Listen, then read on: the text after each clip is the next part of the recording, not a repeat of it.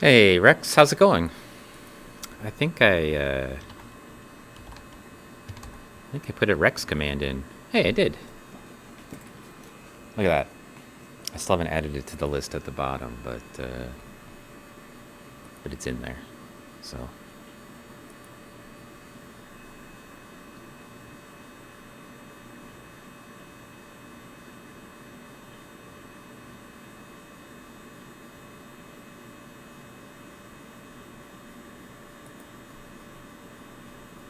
I'm doing a little bit of adjustment to the heat, the auto gun heating. It was drifting a little, so I put it on the Faraday cup, which is a little indentation on the carousel, and I'm just doing a little bit of quality control so you can see the cup now. It's this spot between the actual stubs right there. It's down quite a bit lower than the surface of the stubs down there. So, and then I'm gonna go back to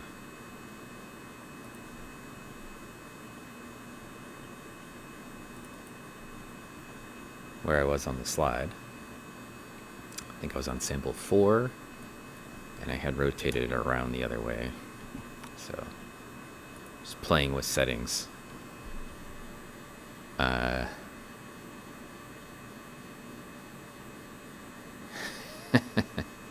Look, it's Mallory and Rihanna from the lab. Oh yeah, I made you VIP too. You hang out in here enough, I'll make you a VIP. So that's people who add to the community, you know. Need some image focusing.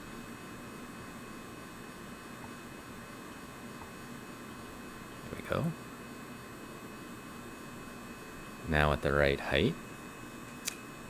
And the heating element should be fixed. Let's see if I can get the image to look good.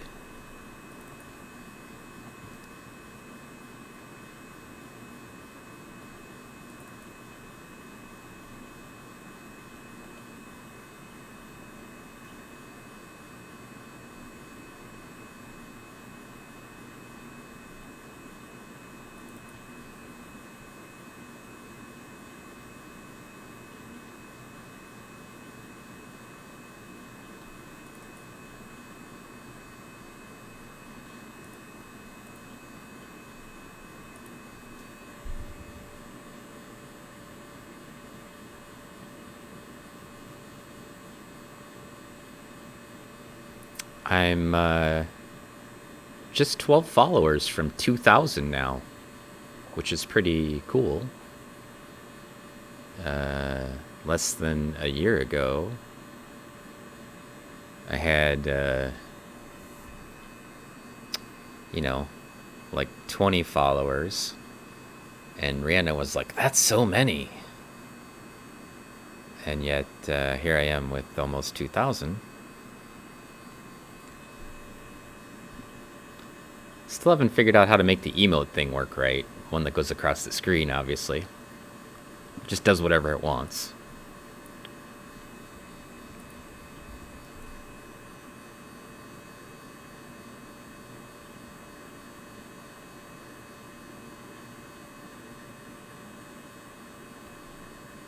Some issues to work out still.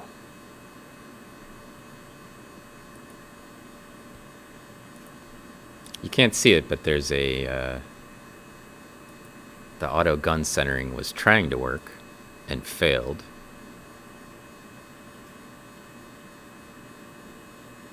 So I had to restart it. Sometimes it fails when I'm switch screens, so maybe I should be looking at chat on my iPad instead.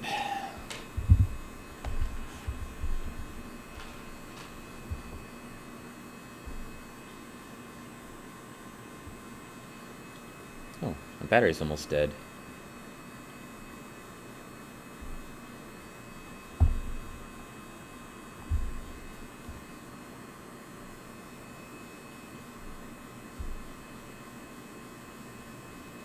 How's everybody doing out there? Oh, Devil and Mrs. J, hello.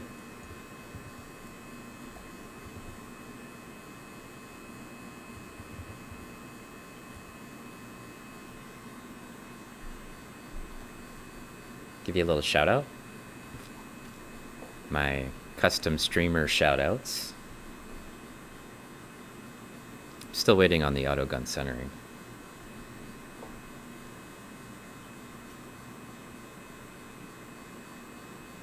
Yeah, it's not doing a great job of getting the auto gun centering either.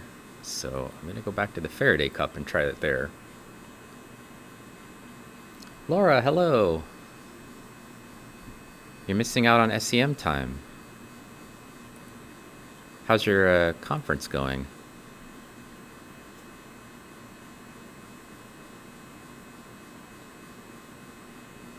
You're still alive somehow until you get trapped in an air bubble. Okay. And Whiskery Ant, hello. And, oh, there's a look at that got in my squad list. I added Nid in there. Nid, welcome to the squad. So if you don't know,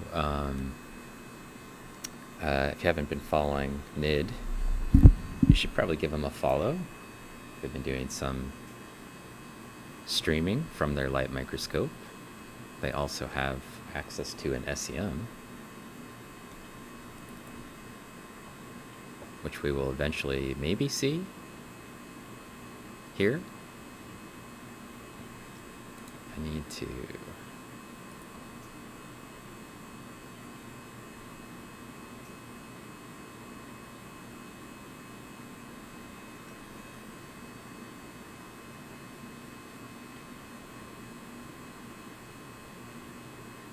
yeah, it constantly grows, so that's okay.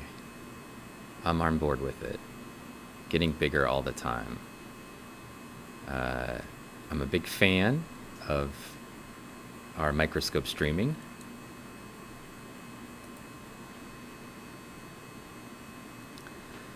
Still working on getting the image quality back where it needs to go. Still setting up your stream. This is doing a little bit of light microscopy, and he's been doing saw him playing StarCraft a little.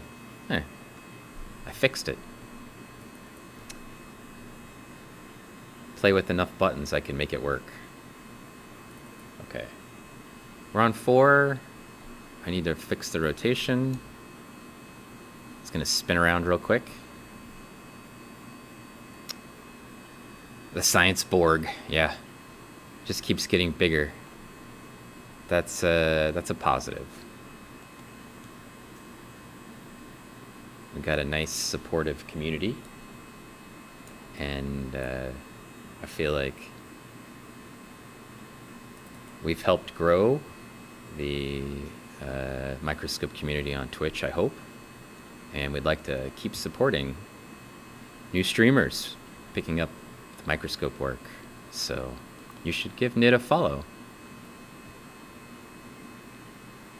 Nid was telling me the other day on his stream that he learned to do micro manipulation and trained with some of the masters designing diatom artwork, which is pretty amazing.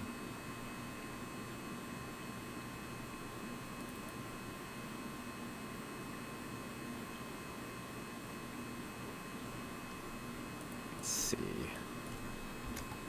I can put this away for now.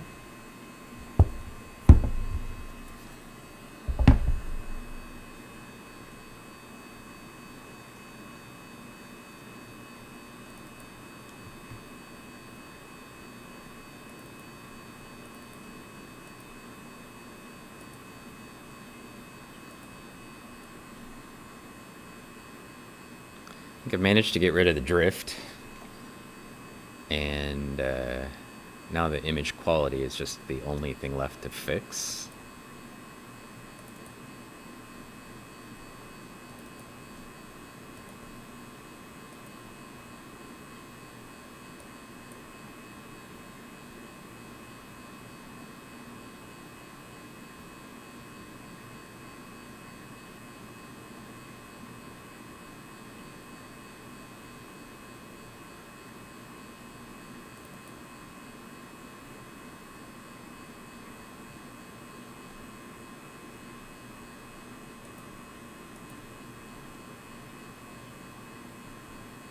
Apologies for the slight delay.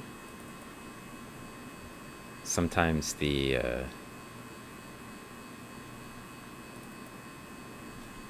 SEM, it takes a little while to get started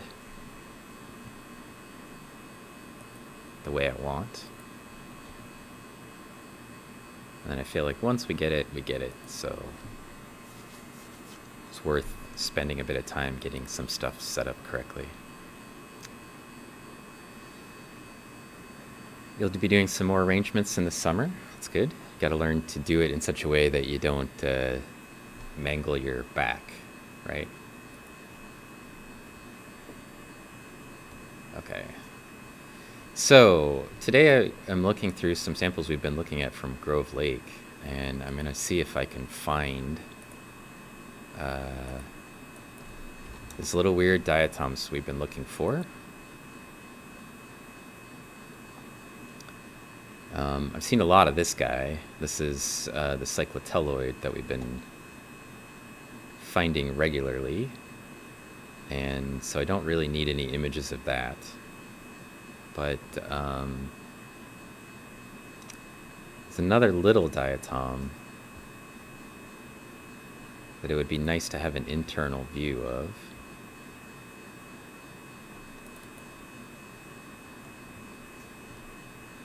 And some more external views of that we don't know what it is.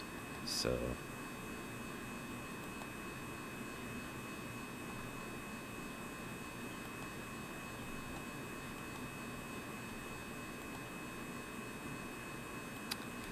gonna just be sort of hunting a little bit today, so bear with me, and then when we find stuff, hopefully it will be spectacular. These other grains that you're seeing right here, these clasts, are actually pyroclastic debris. It's a bit of ash, volcanic ash.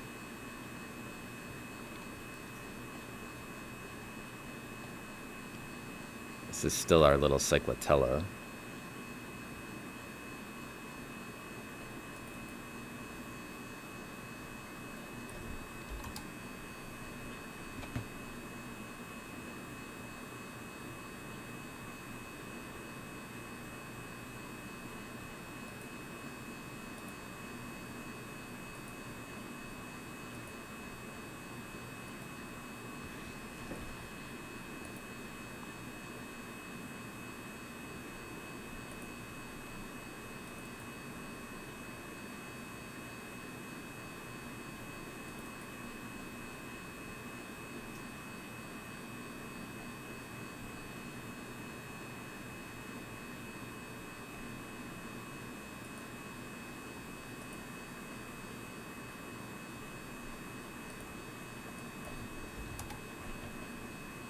I feel like I'm going to need to do the gun heating again. It seems like it's a little bit light.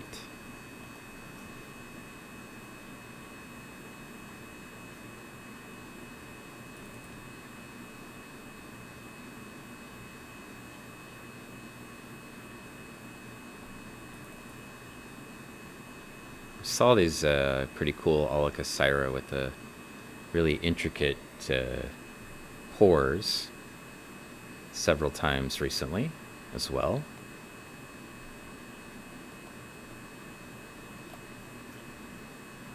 It's an internal view of an Alicocera, an internal view of that cyclotelloid.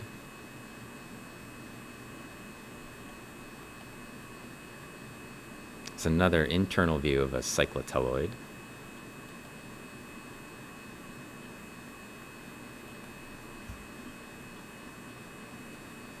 believe that's a cyclotelloid. That's an internal view as well.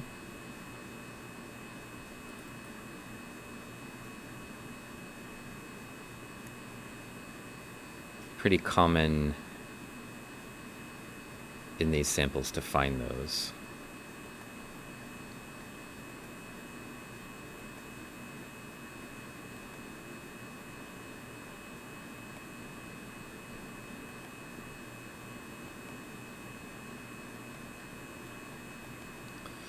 So this is actually part of a real science project that I'm working on with colleagues, and Joe and Mark are not here, or at least I don't think they are today.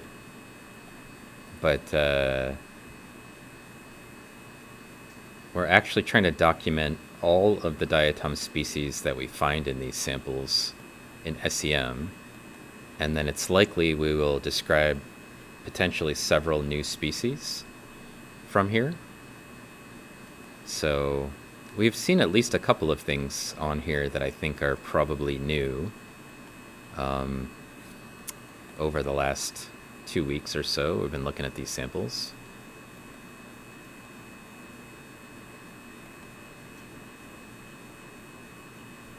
It's just a valve face of an Alicocera.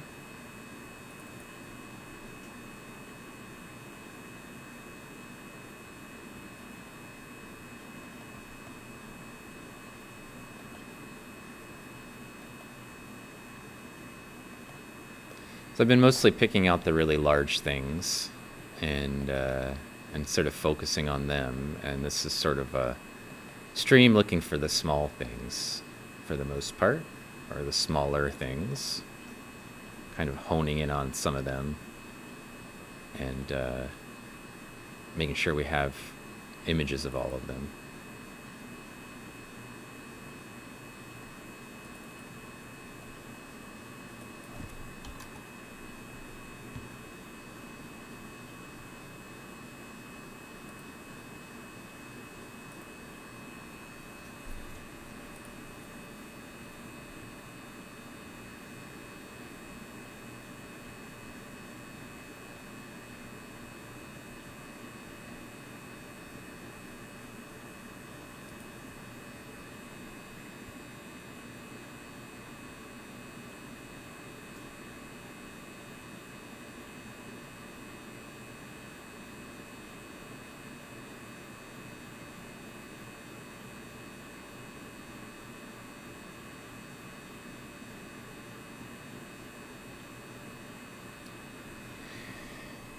Waiting for the gun heating to fix itself again.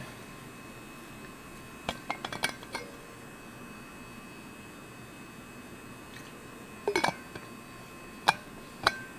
was planning to start at 2 today, so this is actually just a little bit of bonus time.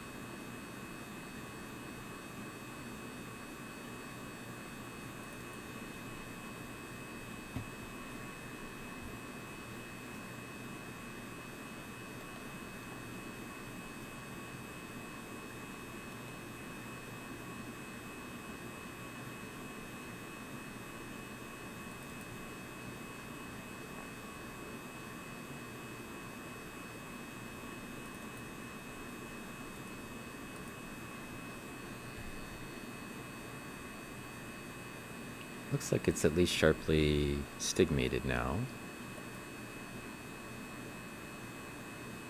We're starting to see like the granular structure on the surface of diatom frustrals valves.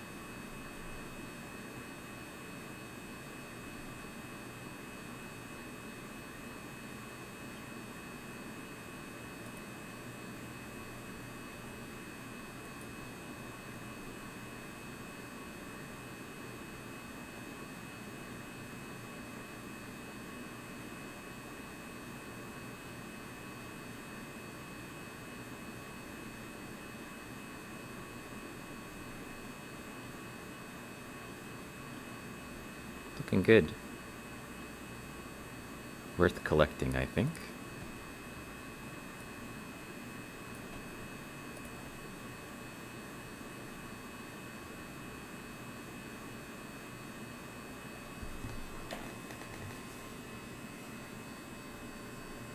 I was gonna add some of the newest Diatom images to the little stream doodad at the bottom. Maybe I can do that while we're loading.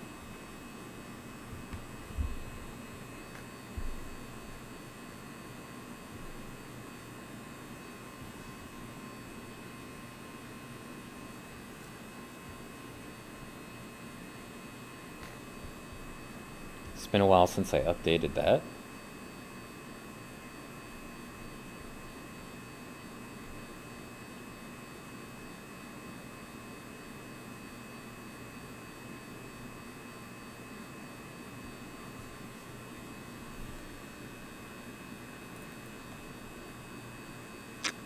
Let's see what we have in there.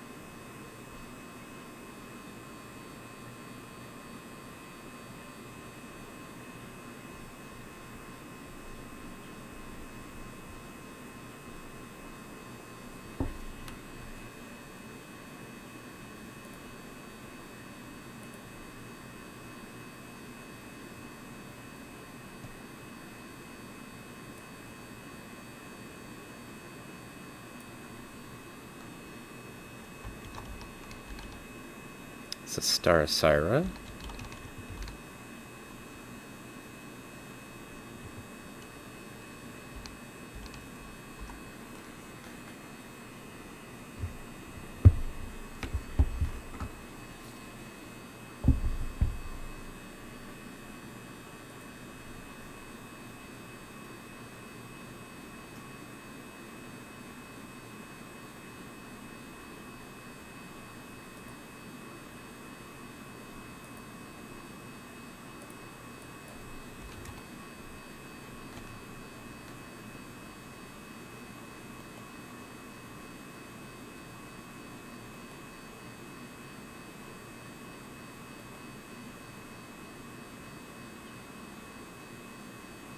And now we're back on the search.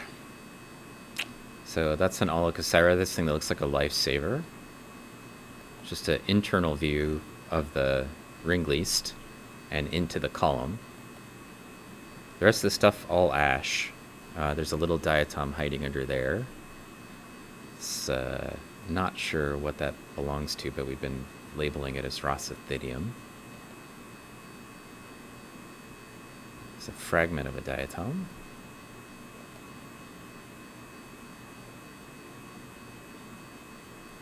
Something in girdle view right here. It looks like it may be Star Syra again. We can zoom in and take a look at it. Yeah, this is the thing we were just imaging.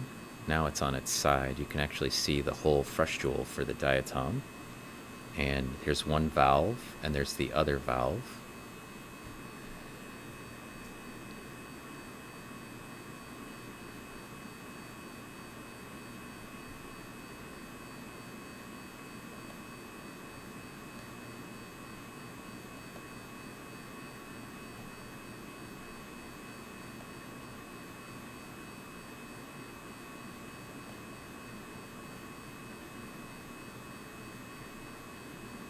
This is a piece of a tetracyclus right here, based on the size. So I can go take a look. Oh, this is the little guy we're looking for right here. He's hiding inside this other diatom.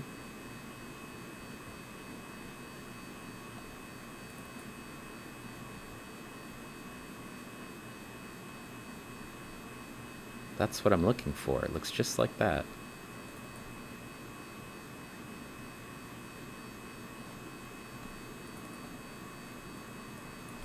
Not a great photo because it's inside another diatom, but sometimes you just have to take what it gives you. At least document that there's more than one of them.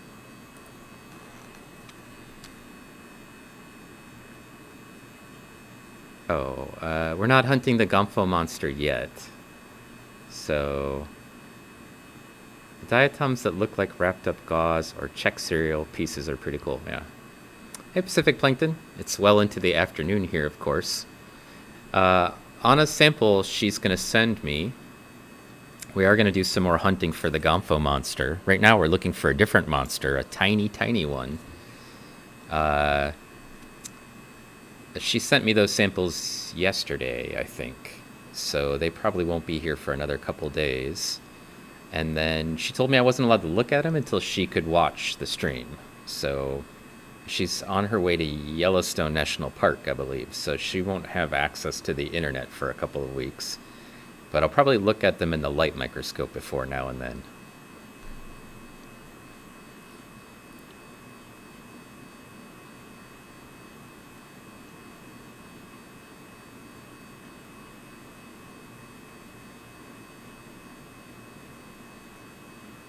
Yeah, so she couldn't send it to me for the first couple of days. Nothing is impossible, not if you can imagine it. Oh, thanks for the follow, Cordis77. And I'll probably, look at them in the light microscope. Your follower number 1,989. We're 11 away from a magic round number of 2,000, if you're into numerology. So this little weird guy is what I was looking for today, and I found one hiding inside the underneath a piece of another diatom here. This is like the internal view of a giant diatom, and then sitting inside of it was this little guy, which is this weird thing we don't have a genus for, maybe. A complete mystery to us. This is an external view of that organism. I can tell that because there's little spines, and you can see the little spines right there that are on the outside of these ends of the valve. So it's not a super great photo, but it is more evidence that we have that thing occurring. It's more than just like one freak instance, so it's probably not a weird circus freak type of organism. Yeah, almost there. Almost to 2,000. WebClex, hello. And you'll remember the number forever? Okay. Well, somebody could... one of the earlier followers could leave, and then your number would actually get a little closer to 2,000, but... that's okay. When you joined, you were that number. Mystery Diatom. We found Mystery Centric.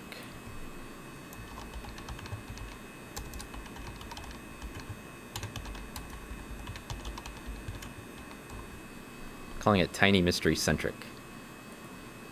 So for context, this arc that you see is the part of an inside of another diatom.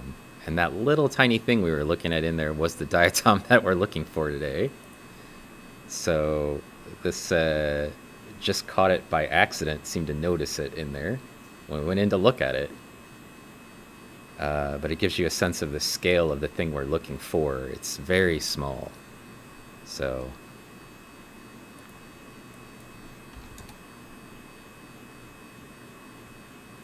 can even barely see it from here. So if I hadn't zoomed in on it, I would never have found it.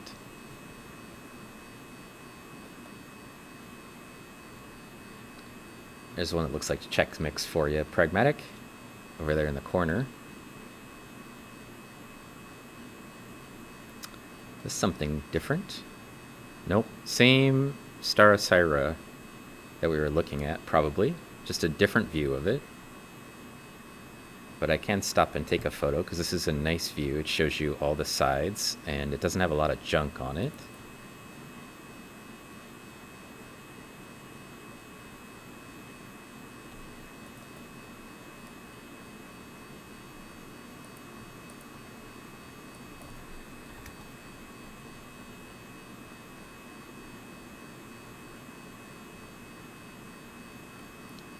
And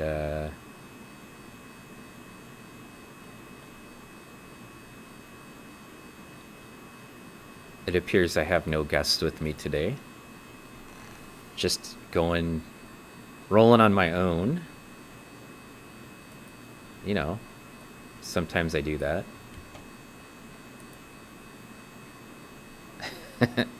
Oh, do you know, it's funny that you say that, Pacific Plankton, because Mystery Science Theater has a Twitch presence. I don't know if you knew that. Like, maybe 2 years ago before, yeah, no hating, before I started streaming on Twitch, I had been to Twitch recently, and just because I found out that Mystery Science Theater was doing some like old replays on Twitch, and now they have like a regular stream on Twitch. Yeah. So I definitely have that at the top of my following list now. I'd forgotten that they had a presence, and they've just been streaming like nonstop. This is a pretty cool little apical pore field up here. Old versions of Mystery Science Theater. So if you're a fan, and you should know that I am, that you can tune in at any time. Mystery Science Theater is on 24/7 on Twitch, basically. So, very excited about that. This is a really gorgeous little apical bore field up here. We've got a great shot of it. Just like 8 little pores long. And then you can see the whole frustule. So we usually just see like the valve views, or the girdle views, but this one's like 3/4 angled. So you can actually see the other valve, and these spines are these spines. So these little circles that you see here, this is the way they would look in 3 dimensions going up from the valve face. You can sort of see that out here and down here, but they're coming right at us, so they look like little nubbies.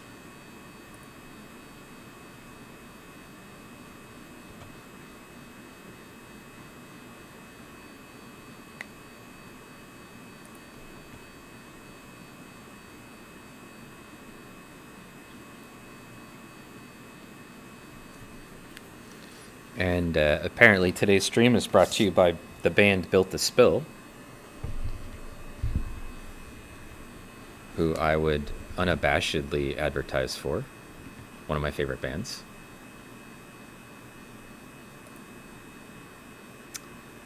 This is Starosira.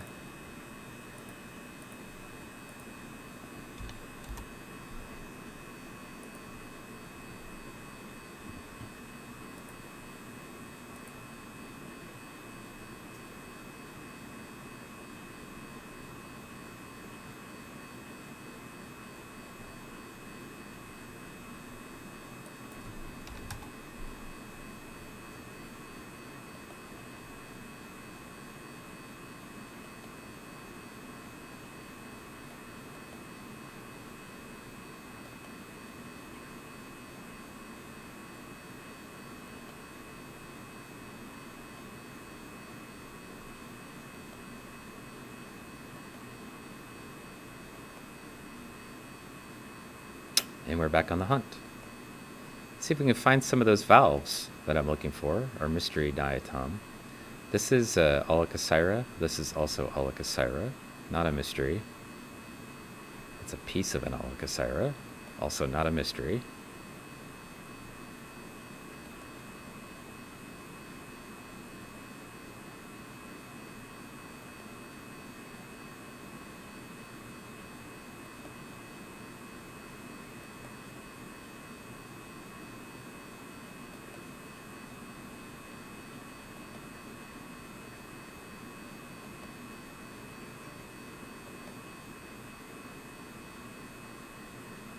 This is an internal view of that cyclotella that we've seen before.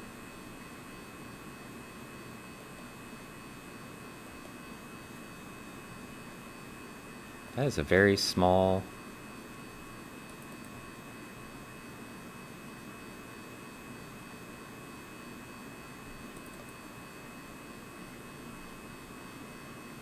round thing? Chrysophyte, maybe?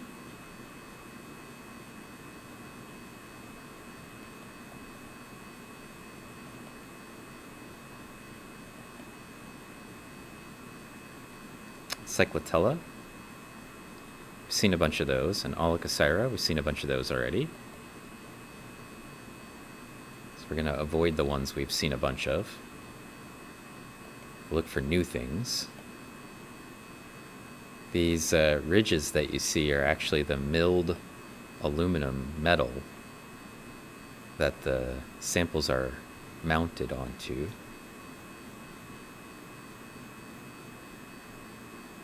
Not sure what that is. Fragment of volcanic ash, probably.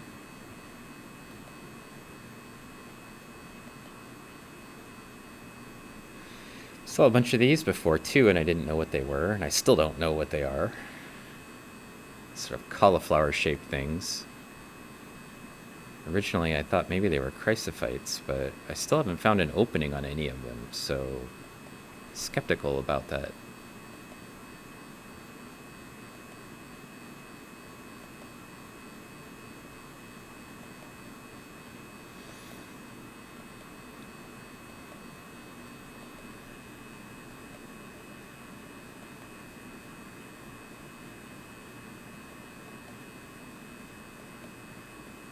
Another piece of a cyclotelloid.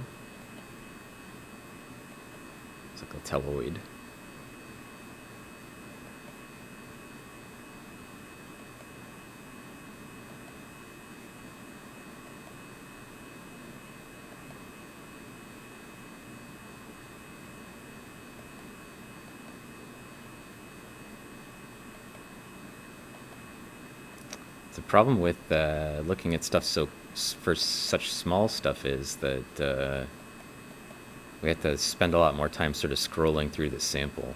So just a consequence of being careful is that it's sometimes tedious.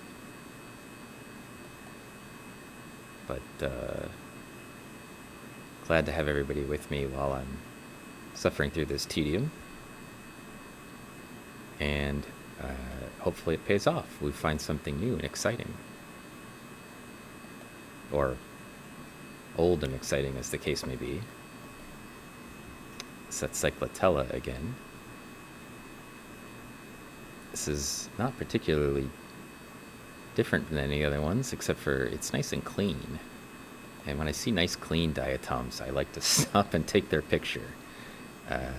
Just because they're easy to see all the details without junk in the way, and then that thing usually ends up showing up in publications as a result. So I have the beam intensity at 10. I'm going to drop it down to 6. You can see all the detail that shows up when I do that. And then we're going to zoom out just to get it into the field of view completely.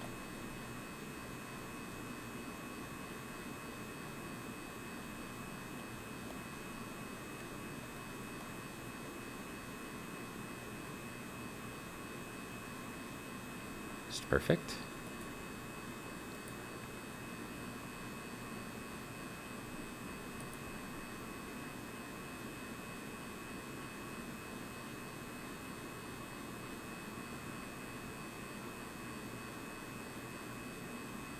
maybe I want to back it back out to 7, because 6 looks a little grainy at speed 7.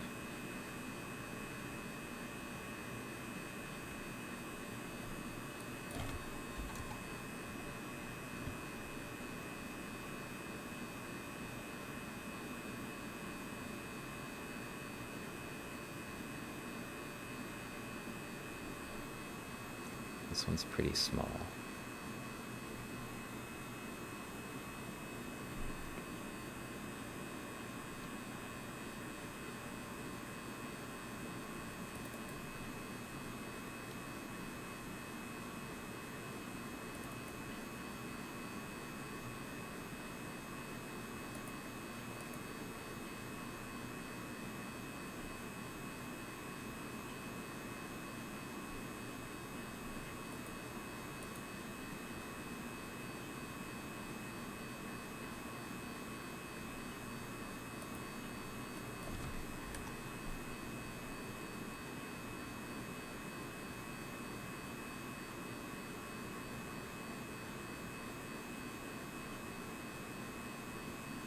We'll go with the long photo and a slightly better resolution.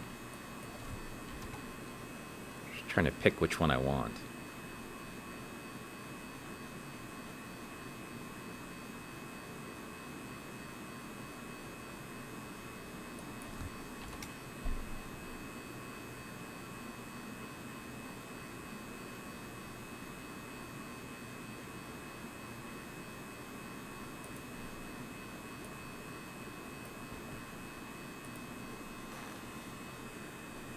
Oh, thanks for doing that, Pacific.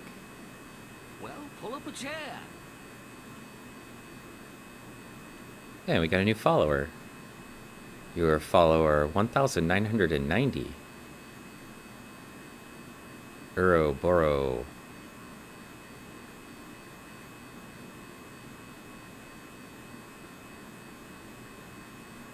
Don't forget the oids. There you go. Your next door neighbor.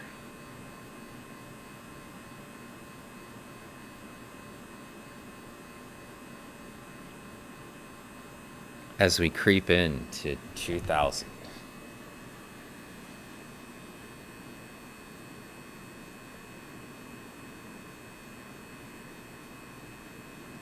If you're new to the stream, we're looking at stuff in a scanning electron microscope, and it uses electrons instead of light to see. So if you're wondering, hey, is there a color version of this?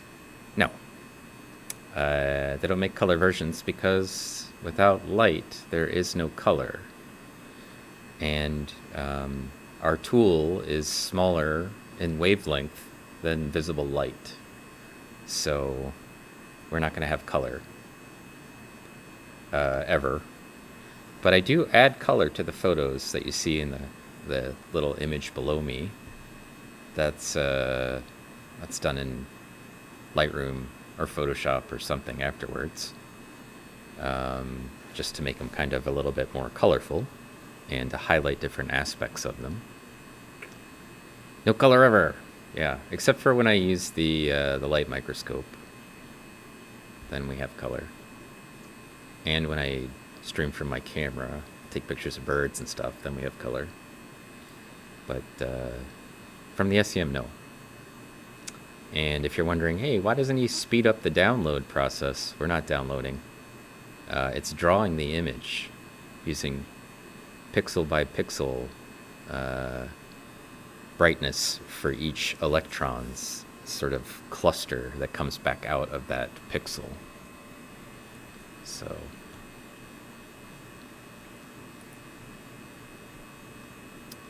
and also, if you're new to my stream, you should check out Pacific Plankton.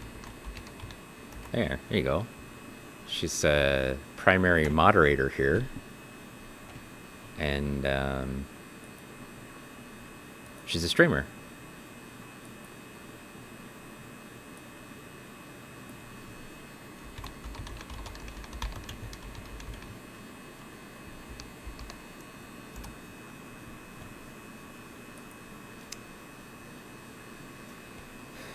Alright, let's go look at some other things.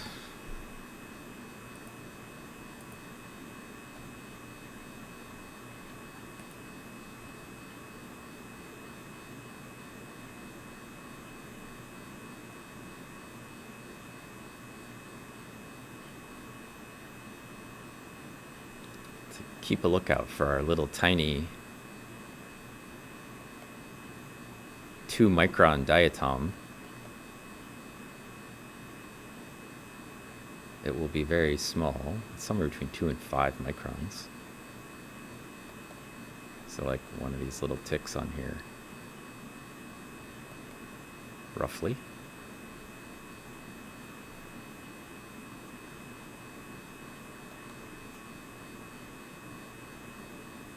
Little tiny Alicocera.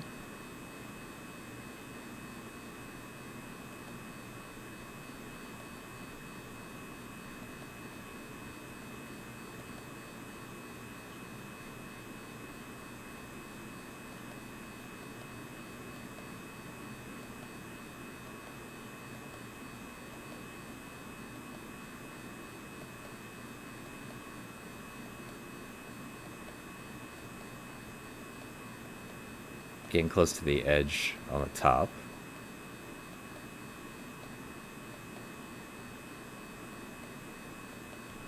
This is the...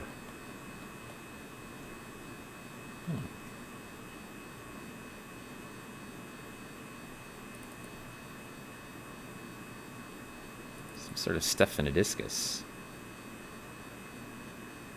Haven't seen very many of those, so I'm going to have to keep an eye out for those as well. One that's not covered with clay, hopefully. Out on the outside edges is where the clay usually gets on the samples, so...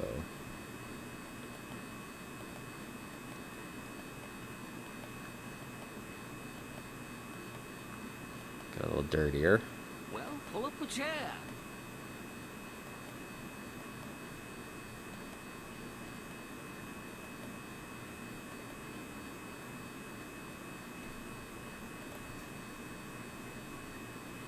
Nothing is impossible, not if you can imagine it.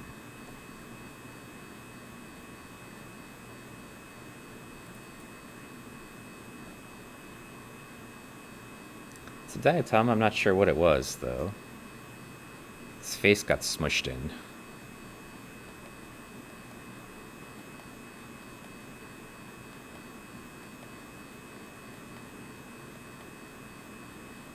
It's another diatom valve face. Cyclotella. This is the Alicocera. That's the thing I've been calling Rossithidium. Not completely convinced that's what it is.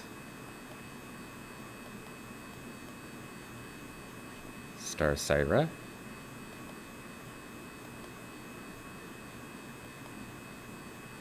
Alicocera.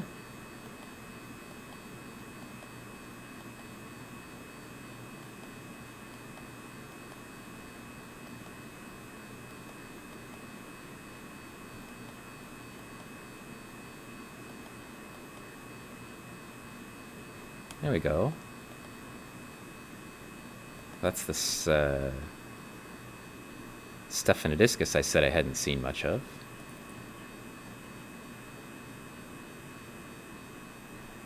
Definitely. Stephanodiscus-like, at least.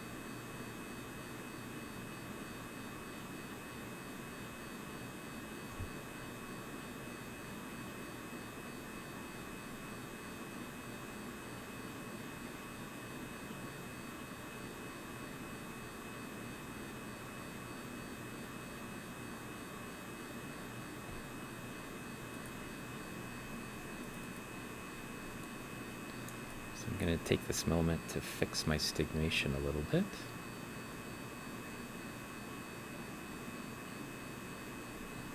See if we can just do a little bit better than where it is.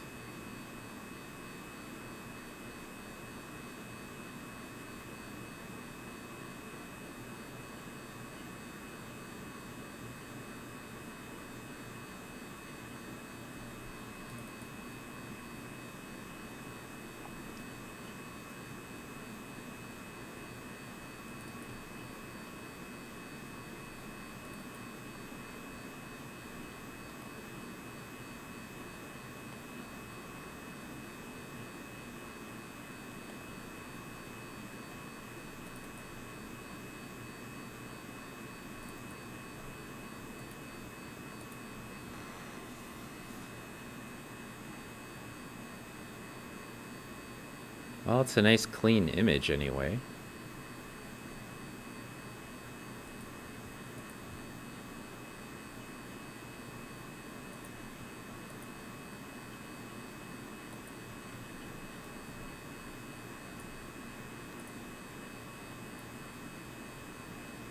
Jim sent you here. This is cool.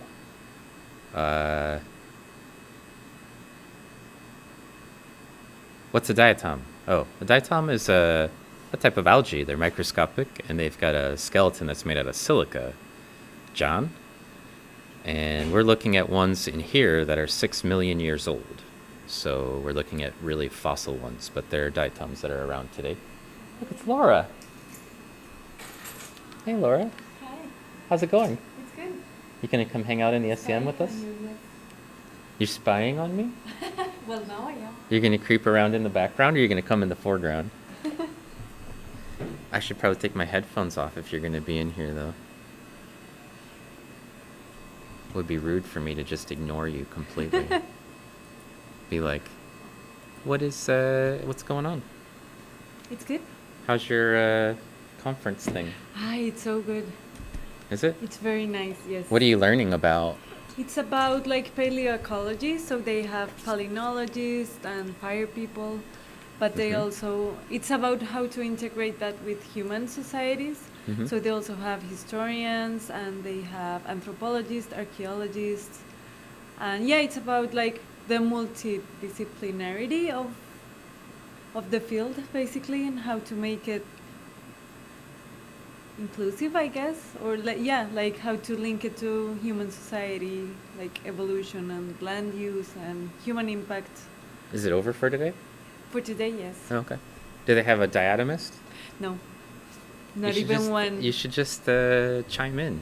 My professor from Canada, she sent a poster, but she didn't speak. Okay. But Henry Hungestra, he was a speaker, and it was very exciting. I'm trying to catch up with chat like usual.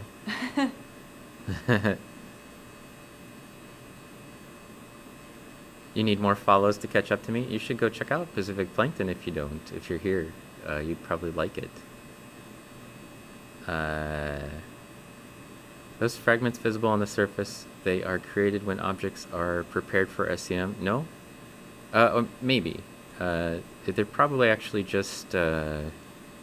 like on the surface of this thing, for example, those are little fragments. That's a fragment of a diatom, and these are some little particles. That's a piece of a diatom.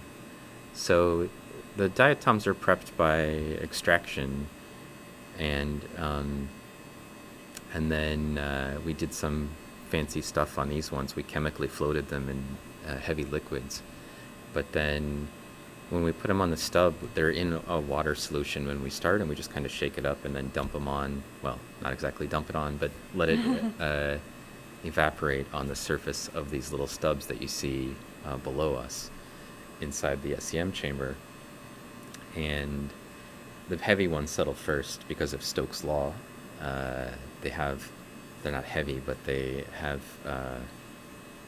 the volume to surface area ratio is different, such that the friction associated with them is a little bit less than those little particles, and so they get suspended. The heavier ones settle, and the little ones basically land on top of it.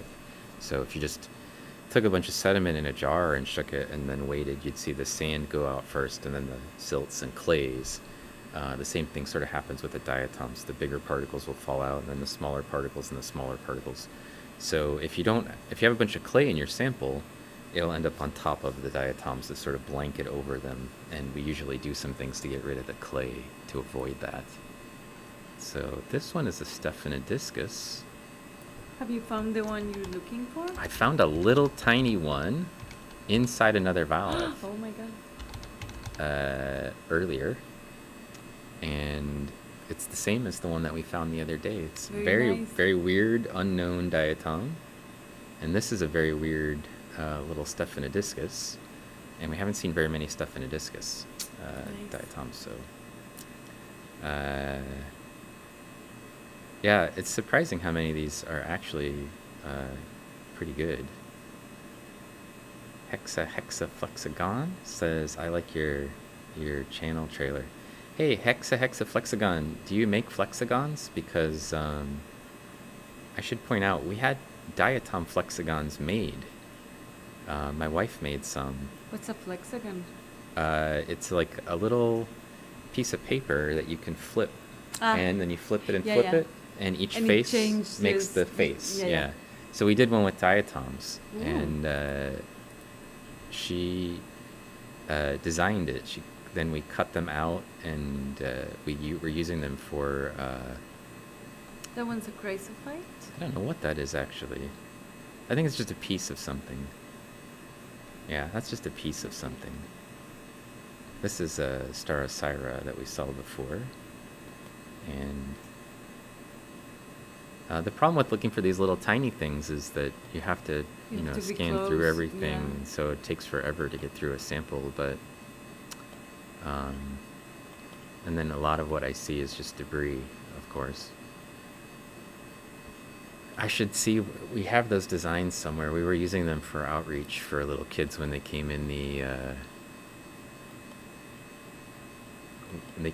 back when we had people visiting our labs and stuff. When they would come in, we had like a science night that we did. That's a cyclotella. That's not the one that we've been looking at. That's cyclotelloid. That's an actual cyclotella. That's a Oligocera.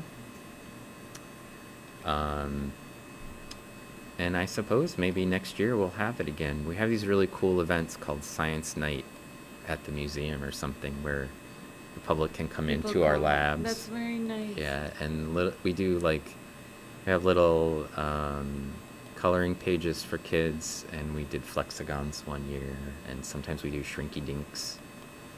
And Those octopuses that are like on top of the discs. They were for that? Oh no, Sylvia made those. Oh, okay.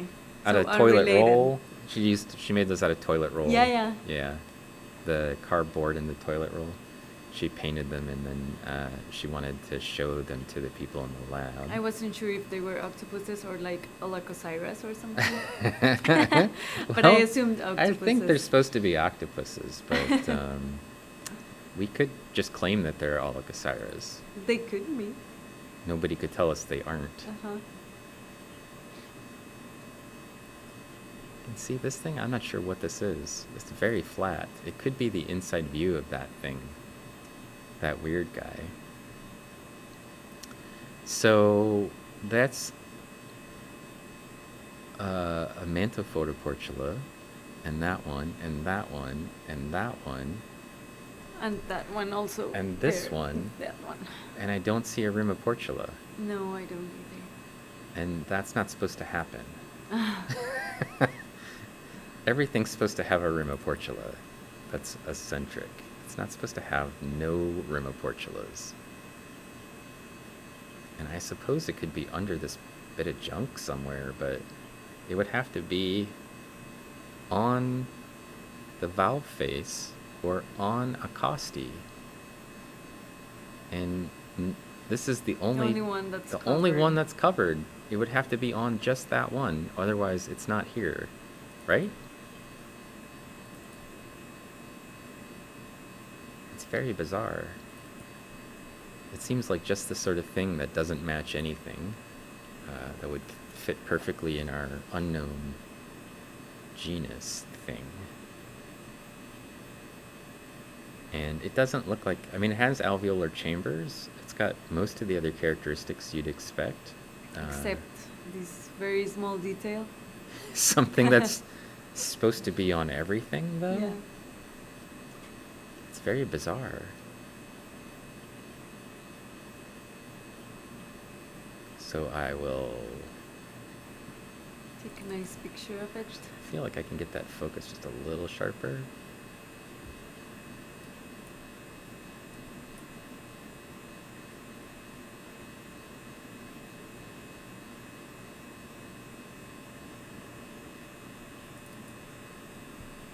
Well, I mean, if that's in focus, the rest of it's in focus. That's just how focus works. Have you been fighting with your tree at all? My tree? Your Oh, my statistical tree. Yeah, tree. yeah. Not today. Not today. You've given up for today. Yeah. And I did make progress yesterday, but not to the point where the results work. So mhm.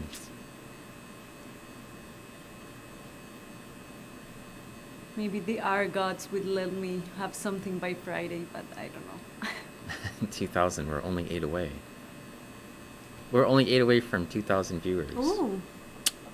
For 1,000 viewers, I put up Christmas lights that lit up, but there was only like 10 people here that day. What are you doing for 2,000? I don't know. You should do Diatom cupcakes. Cupcakes. I like cupcakes. How far can I zoom in with an SEM? Like, could we look at some DNA? I don't think No, so. not with an SEM.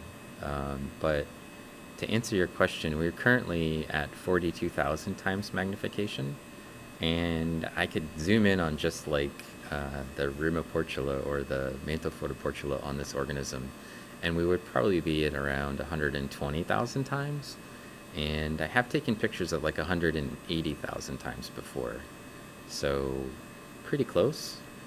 A typical light microscope bottoms out at 1,000 times magnification, and even then it's kind of just blowing up a blurry image from 6,300 times magnification. But the maximum resolution or maximum size thing that we could look at on here and get it clearly resolved is probably 300 nanometers, 200 nanometers, something in that range. So very small. Also, I don't think DNA would be stable in the vacuum, right? It would just dissolve No, yeah. before it's coated. Yeah. DNA would have you'd have to fix it with something to make it stable, because in a vacuum it would just it would Disintegrate. lyse, and then you'd end up with a bunch of debris. So you're 4 million years old? Well, that's an accomplishment. Pacific Plankton says hello, Laura. Hello. And the structure is amazing. Yes. Thanks, Stuart. And yeah, I send you some? I sent you some flexagons? I don't know what this is. If you're wondering like what is this diatom, my answer is I don't know. And if it doesn't have think it's not supposed to do. yeah, and if it doesn't have a Rimoportula hiding under this piece of junk, then it's really messed up, because I've never seen anything that's centric. It's in the group of stuff that we look at in fresh water that doesn't have a Rimoportula at all. Is this just a freshwater thing? Are marine ones, No, the sample's from a lake. but the marine ones don't have it? So is this Rimoportula thing a freshwater thing? No, there's marine ones that have it. I mean, that's part of the issue. I think this is our mystery diatom, but I'm not sure. Mystery internal. Maybe. It's my fancy labels, because I don't know what to call it. I'm just like, I don't know. That's a science term. I don't know. I don't have any idea what it is. And I don't think anybody else does either. It's not just that I'm an ignorant person. I feel like it's more like It's doing weird. Nobody things. knows what that is. And I'm going to show it to other people, and they're going to be like, what did you find? uh, when you're looking at 6 million-year-old samples, Things get confusing. Because everything's evolution confusing. is a mess. Yeah, everything's messy. Yes. Everybody likes to think things are tidy, but it's all still a mess. And that's why we have jobs. That's what I'm here for. I'm trying to figure out like how to demystify it. So, you missed the SEM. You saw me start, and then you were like, I should go. Yeah. You're gonna have a couple of days with no technology here for the next couple of weeks. So Yeah, I don't mind that at all, actually. do you I kind have of like it, but do you have a nice camera? no. Oh, that's too bad. I just have my binoculars. You're gonna take your binoculars with you, Yes? but then if you see stuff, you won't be able to take a picture of it. With my phone. Yeah, that's true. Not the best, but You're not gonna be able to take good pictures of the Milky Way with your phone. I know. So- But the professor from Penn State, Sarah, I Sarah? think, she's supposed to be taking a lot of camera, video things. That's true. So maybe we can get some nice pictures with her. Yeah. I don't Thanks. know that I've ever seen Sarah take astro night photography, but if You you tell need me some what to settings, do. I can tell you what to do. I will do it. You need a tripod. I don't know if she has a tripod, I don't know. I can write to her. but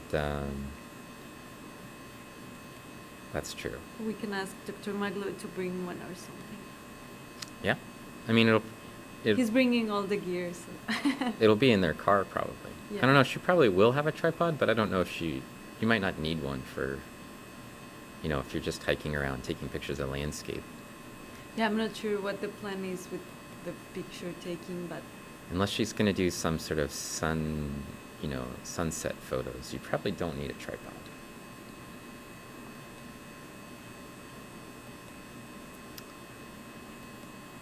I don't, a lot of times when I'm taking landscape photos, I don't even have to look. I can just kind of point my camera and click the and button. it does the thing. Focus is like, you just set it to infinite focus and then click some buttons. I'm also taking my pocket microscope to see what I Oh, can yeah? find. What kind of pocket microscope do you have? It's this big. Is it made out of cardboard? I don't know. Or is it made out of plastic? I think it's plastic. Okay.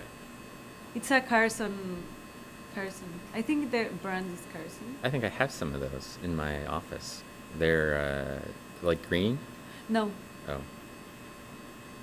the ones on your office are really small as well. The ones what? In your office, Oh. they're really small. Yeah, I can lend you one of those. How much resolution do they have? They're just like a hand lens, basically. Yeah, mine is like that. Oh, well, I can get really close, but then I lose definition on things. Yeah. So I've seen plants, tomato, and things like that, but yeah, it needs practice.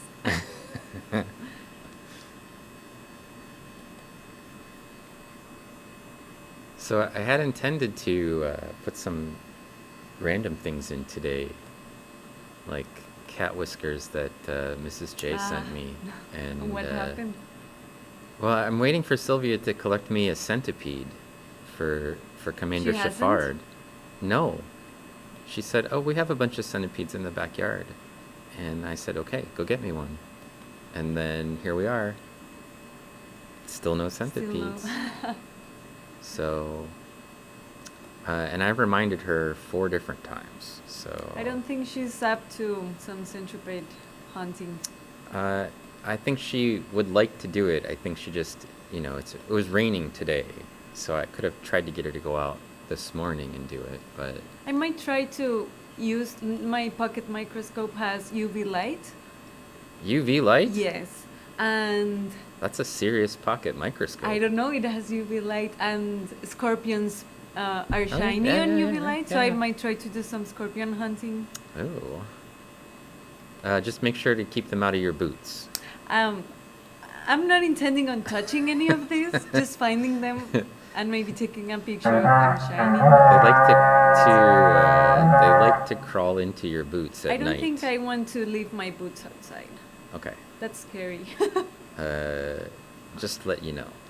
Thanks for the advice. Just shake your shoes out before I you do put that 'em even on. at home. Do I you? have like a small trauma with things on shoes. So Here in Terre Haute, you shake your boots out Yeah. before your shoes before you put them on. I have slippers next to my bed, and I always step on the slipper before I put it on, in case there's something living in there. I guess that's good. Better safe than sorry. I don't think we have anything that dangerous here in Terre don't know. Haute. If there's a black widow or a brown recluse, they probably aren't climbing into your slippers the moment you take them off. If you put them in a dark, dusty room and left them there for a couple of months, you might get a spider in them. But Not overnight. no, you might get some ants here. I think that's about as bad as it gets, and they're not dangerous. They might bite you though. Ants are scary. You're scared of ants from Colombia though. Yes. You're not scared of the North American carpenter ants or the little brown sugar ants. I hope They're nice ants. they're not nice, but they're not poisonous, and they don't like cause you to get giant welts or anything when you get bit by them. They're just they're just ants. They do have pinchers on the front of their heads. The thing is, when I was little, I was in my grandma's house, and she had a lot of like, I don't know, jungle type vegetation in the garden. Mm-hmm. So I had an ant accident where they crawled on me. But one of these ants decided it was going to live like in the skin that's between the thumb and the nail, Mm-hmm. but on my foot. Under your toenail. So it like made a hole there. It dug into your toenail? Yes, and it wouldn't come out, and I couldn't walk, I couldn't put my shoes on, I couldn't do anything. That does sound terrible. And it was very painful, and I Yeah. have very bad memories of this ant being like in my skin. And we had to wait until it died to take it off, because if you take it off, then It wouldn't come out. if it's pinching, then you get the head stuck. Yeah. And then an infection comes, and it's not good. So it wasn't very nice. Could you put something on it to get it to let go? I don't remember what we did. I just remember it stayed there for several days. Oh. It eventually got tired of hanging onto your toe, though. Maybe. I don't remember the details, though, of how we got it out. But I remember it was very painful. Look what I found. It's the the weird mystery one? diatom. Woohoo! I found it. Not to interrupt your story about your toe. Oh no, I'm done with ant stories. I have more, but I don't want to. You have more ant stories? Yes. You should not tell the people on Twitch this, because once you start telling them ant stories, they may not want anything else. They I just have bad luck with ants, is all I'm going to say. they may demand more ant stories, and then what? Then I ran out of ant stories, and The next thing you know, that's what you'll be known as. the ant lady on Twitch. Yes, and then everybody will just come to your channel asking for ant stories. Oh no. All right, I'm gonna take this picture once. Let's get it to roll around so I can see what the quality's like. It has a very weird pattern It's super weird. because it's not dissolved, right? No, It looks like that. yeah, Wow. it's just super weird. And these little spines. They're weird as well. They're like proto spines. Yeah, everything's odd about this little guy. They look like little, like the legs that larvae have that are not proper legs, like pseudopods. Mm. Pull Pseudopods. up a chair. That's Fake what legs. they look like. Yeah, they're just kind of sticking out. Yeah, yeah. Yeah. Well, this is sort of interesting because you can see the three-dimensional structure. It's very very like nice, that diatom. lattice shaped or something.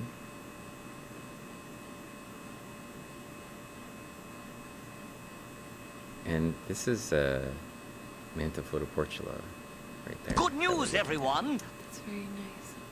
So we'll take it, and then I will see what chat thinks about your ant issue.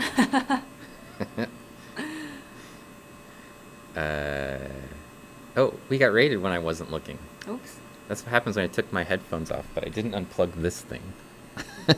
So you didn't know. We couldn't hear any sounds. Sorry, Bald Nothing is Engineer. Thank you for the impossible. Not if raid. you can imagine it. We're over here just talking about ants while there's 40 people in the channel raiding us. No big deal. I think you gained 2 followers. Yeah, we're at, let's see, I think more than that. It just hasn't caught up with it. So, see, it's slowly counting upward. And we're almost to 2,000 followers. So, I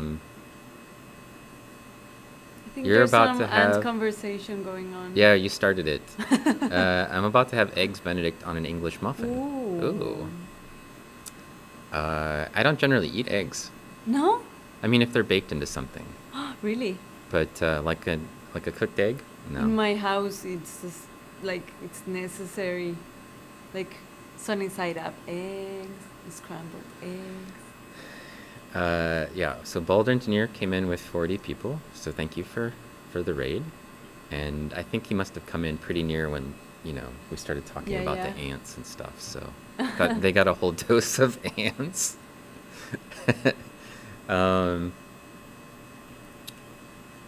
Yeah, let's see. Getting more chores done on your day off. Okay, cool. I'm procrastinating, enjoying the diatoms. Pantene, welcome in. And somebody should give a shout out to Pantene as well. I can do it. Wait, yeah, I can do it. There you go. Let's see. Pantene wants to know, is it the left or the right foot? It was my left foot. And they told me not to tell you about the ticks, but you're going to get experienced with the ticks. We have tons. Okay. So I don't like them. I'm not going to say I'm used to them, but we got those as well. So She's not bothered. Commander Shafard says when they were 7 years old, they woke up and their bed was covered in ants. And they Ooh. crawled in through the outlet in a wall and up onto your bedpost. And they were in their nostrils and ears and everything. Oh my god, that's like a nightmare. Commander Shafard, do you roll your bedspread in honey? Or did you have a lot of peanut butter that you ate in the bed? Where do you live? This sounds very Yeah. wild. She wants to know I don't because she's not coming. Wherever it was you grew up, she's not going there. We got follows from Viking Coder and Inquisitive Minds, and then people. That's a whole bunch of, right? Hello out there. It was a very old house. Okay. That doesn't explain where it is, though. Like roughly where she doesn't want to go. Where ants can go into outlets and That's right. get into your nose. Yeah, and I your also had nose. a frog experience similar to Commander Shepard's. Wait, what? The frogs it were. was in my The bed. frogs came into your house and covered your whole bed Well, and we were were up in in your nose. vacation in the coast, so it was by the ocean and Okay. it's more wilderness than the city. They But w- yeah, there was a frog in the bed, and I woke One up. frog though. One. Okay, not like a. And they were not anywhere near nostrils or anything. Not like a that. plague of frogs. No. But still pretty scary. My dad had to deal with it. Frogs aren't scary. Well, when you wake up to them, not very nice. You think so? Yeah. I think they would probably be. It might have been a toad. I don't know. Well, I mean, toads are just special kinds of frogs. No, frogs are nicer. Toads are like very tough looking and I don't know. Toads are just frogs that don't go in the water very much. I They're. don't know, in Colombia we have some huge ones and they're very ugly looking. and they make these awful noises. And they climb into your bed Sometimes. when you're not looking. Yeah. We had a pet toad Ooh. that we collected last summer. Did you collect it as a baby tadpole? No, it was a full-size toad, and was really hot in the summer, and it was out at my father-in-law's house on his patio, and it was trying to find a little bit of shade there, and it was like 100 degrees out. Oh, poor baby. And I thought we should put it someplace cool, and made the mistake of showing it to my daughter. And she wanted it. And suddenly we had Toadina, Oh my god. the pet toad, and we kept her for a really long time. She made it all the way till like December. She died or you set her free? She died Oh. eventually. Was she a she? Yeah, Okay. you could tell it was a she.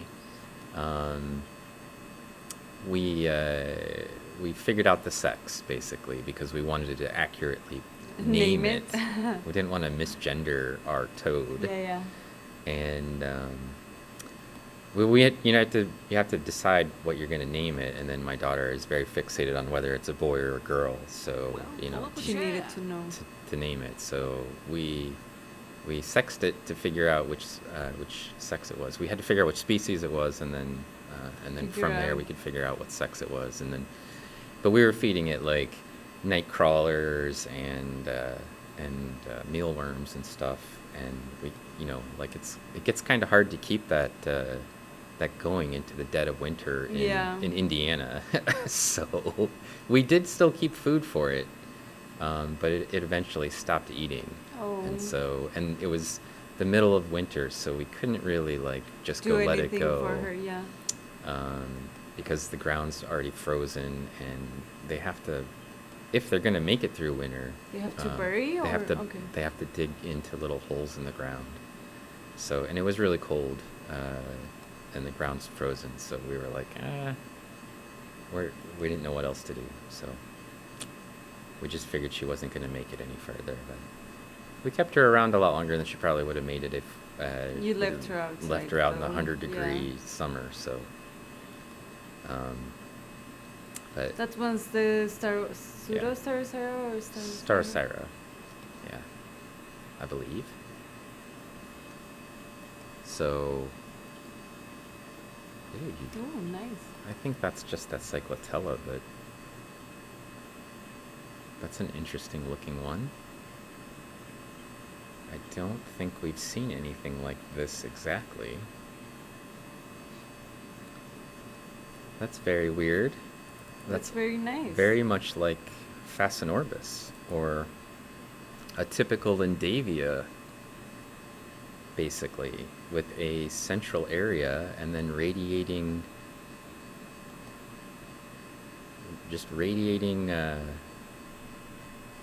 costi coming out of it.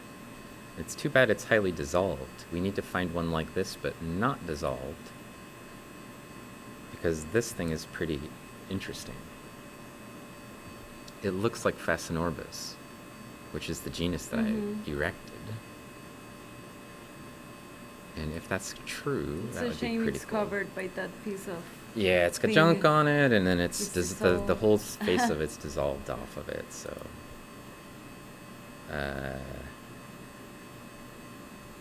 let's see, where are we?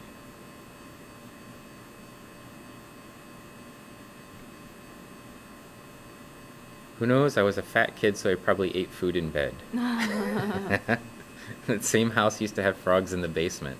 Ants and frogs. Very nice. You and Chiffard, you've got a lot in common as kids. They would hide under the shower mat and get squashed. Oh my god. Oh, you also had newts and bats. Ooh. Newts in the house? And bats? That's pretty damp. Hello, breaded shrimp 23. How are you doing, Dangling? Frog isn't one of the 9 plagues. It isn't? I thought frogs was one of the plagues. I don't know. Bats would fly down the chimney. That's normal, yeah. And Rod's here. Hello, Rod. And frogs were one of the 10 plagues of Egypt. Yeah, exactly. We're 1996. We're creeping up. You used to have 7 toads in your backyard, and many of them were buried in the pool. Ah, yeah. Oh, What's a quincho? I don't know. Oh. Rod's from Argentina, right? So that's like a Spanish word. Maybe You an speak Spanish? Argentinian word. I don't know what that one is. What's a quincho, Rod? I don't know what that word is, and neither does my Quincho? Spanish expert over here. I don't know that one. It's like a patio, maybe? There's still one left, and it loves stealing your dog's food. Fat toads have no shame. This is the first time you've seen a diatom on my stream? You mostly come in when Maybe bird stream. when we're doing birds, I think, yeah. Yeah, well, Nid, if you want to come micro-manipulate my diatoms so they're nice and clean, you can. Quincho, oh, it's like called a patio, quincha. It's like a patio, okay. It's a patio in Spanish. She speaks Spanish. That's her native tongue. Quincha. Quincho. I'm learning new Spanish words Me that too. She doesn't even know.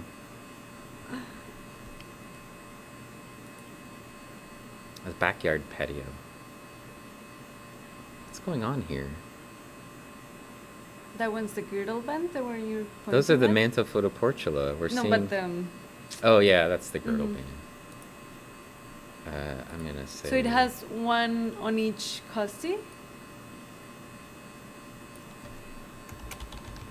Lindavioid. Lindavioid. Lindavioid. Yeah, out here, you can Yeah. see I'm not sure what's going on. Oh, I think it's both valves, actually. And one of them them's is collapsed. dissolved or something. Yeah, and it's collapsed into the other one, Uh-huh. because that's the outside, but this is the inside of the other valve. That's what's going on. Because I was like, that doesn't make any sense. Doesn't look correct. Something don't look right. Yeah, that's what's going on there. That one's cool. We need to find the unobstructed view of it, though. What? What's that perfect cylinder? It's an Alicocera, I think, or it's a sponge spicule. It doesn't look like it has any breaks in No. it, so Oh, it's maybe an Alicocera colony with the girdle band no. wrapped around it, but I think it's probably a sponge spicule. Mhm. I think it's just a broken sponge spicule.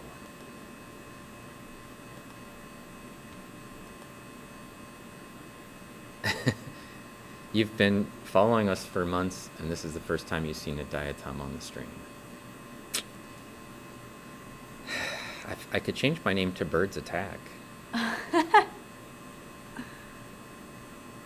Or Moon's Attack.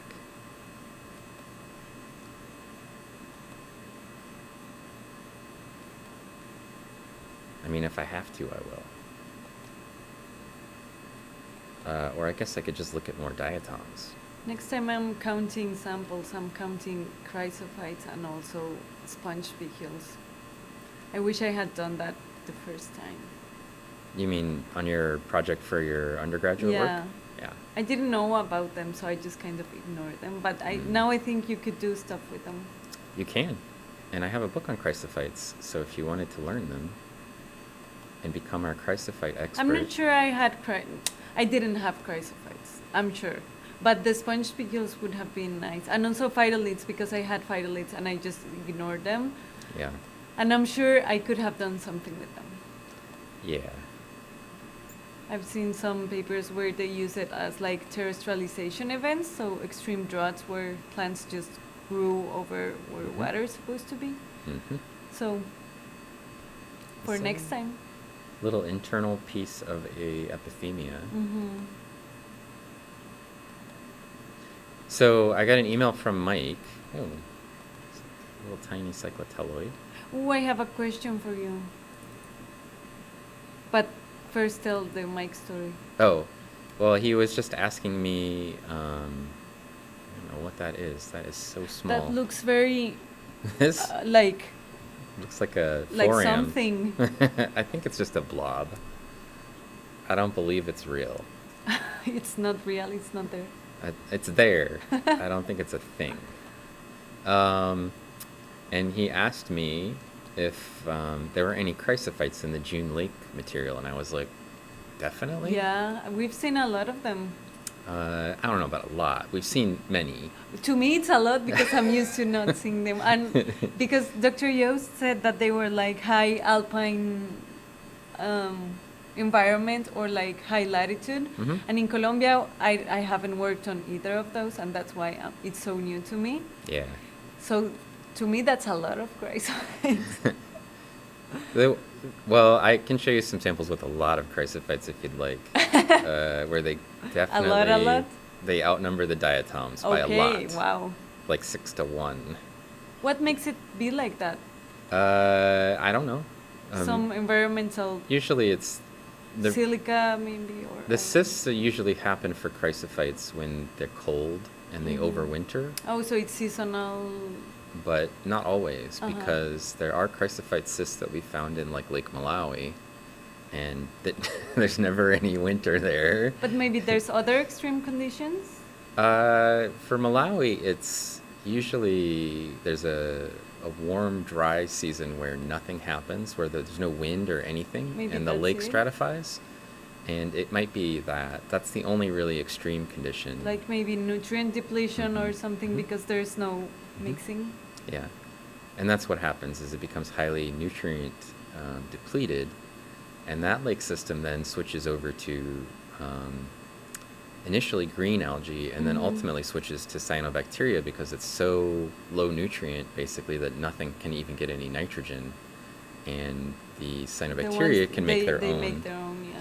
So then what happens is after the cyanobacteria bloom, there's usually a Nitzia bloom because the cyanobacteria die and the Nitzia basically take up all the nitrogen Mhm.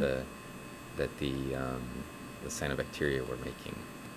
So there's usually like a really interesting sequence there, and then the wind Can starts you to see pick up. the And sequence on the record, or people have, mostly from sediment traps and but not on the course, because it gets all mixed up, no? yeah, I don't know that I've ever seen it in the actual cores, and part of the problem is just because the Nitzia don't preserve very well in those very. What is this? The moon? What happened? A huge A giant blob. chunk. The Nitzia dissolve pretty easily, and they don't preserve very well in those very deep lakes. So I think there's a lot more Nitzia being produced than we actually observe Get in on the record. in the record. Yeah. So he wants to take a look at the chrysophytes as well? Who does? Dr. Maglu? Oh, I don't know. One of the reviewers asked something about it, and I think we were guessing that reviewer was John Small. Okay. Because we recommended John Small, and So it's for one of these June papers that you're working on? yeah, the current June Lake Mhm. paleoecology record. And he must have asked something about, do we have chrysophytes? And I was like, we Yeah. definitely have chrysophytes. And then I proceeded to send him like 6 or 7 photos of SEM images Yeah. of the ones that you took and ones that Laura took and ones I took from times when we were looking through samples and bumbled across them. So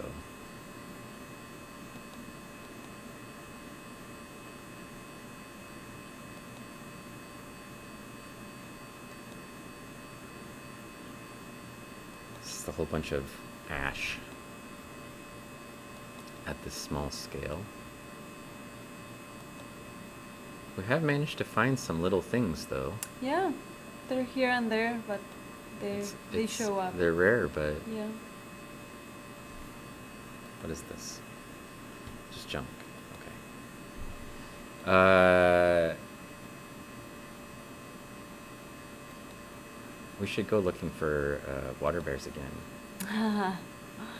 See if we can get some better lichens. Yeah. I'm convinced we can get some easily. There's one, but I don't know if we already looked at that one. Well, we didn't look at this individual. but it's a little too big to be the thing we're looking for. And it's all covered. It is all covered with junk. It's about 10 microns.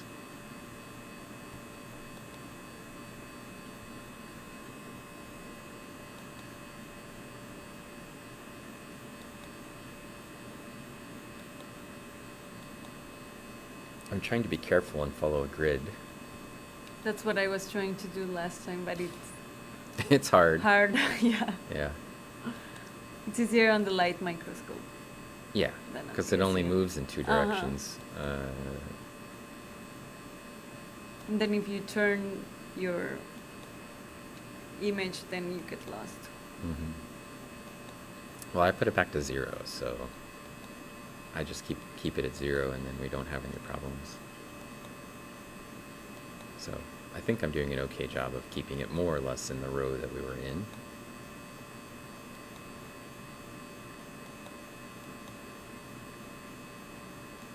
Just waiting for a magical diatom to show up, though, as we scroll along. The perfect one.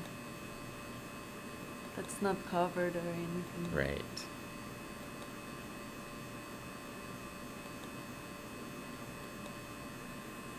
I suppose I could zoom out just a little bit.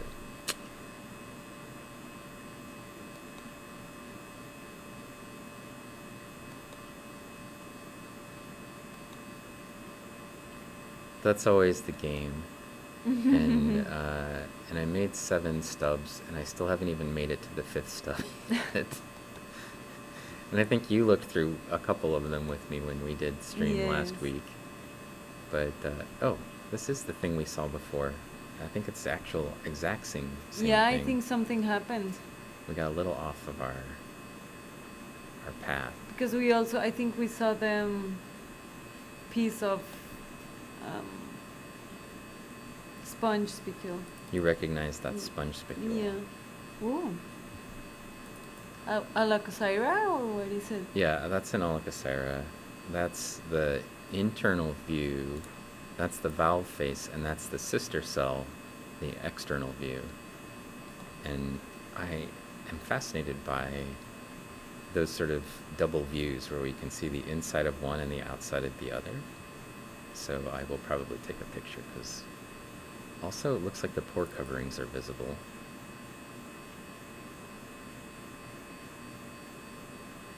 Just barely resolvable right now, but I might be able to fix it.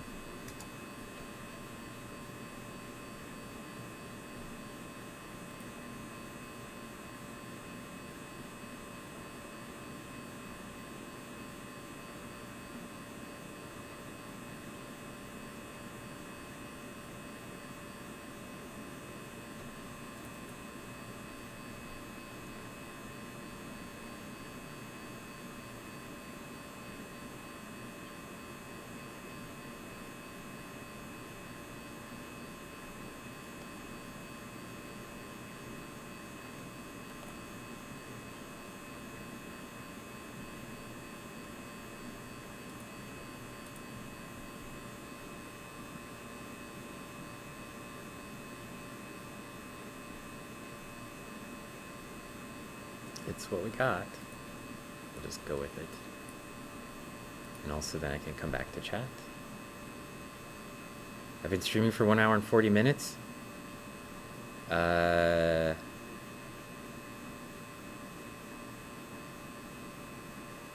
quincha is a building in the backyard, normally open with a grill or kitchen.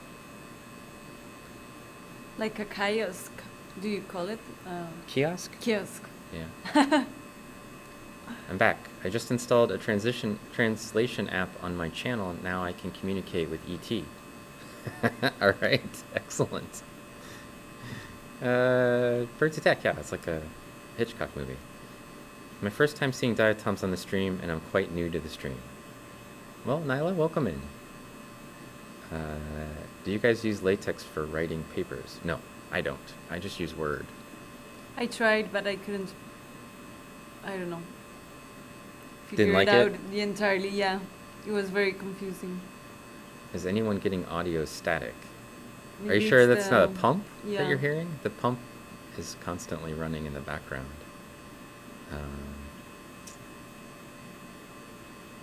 Yeah. Someone pointed out it's the pump. Yeah, there's a pump attached to the SEM, so.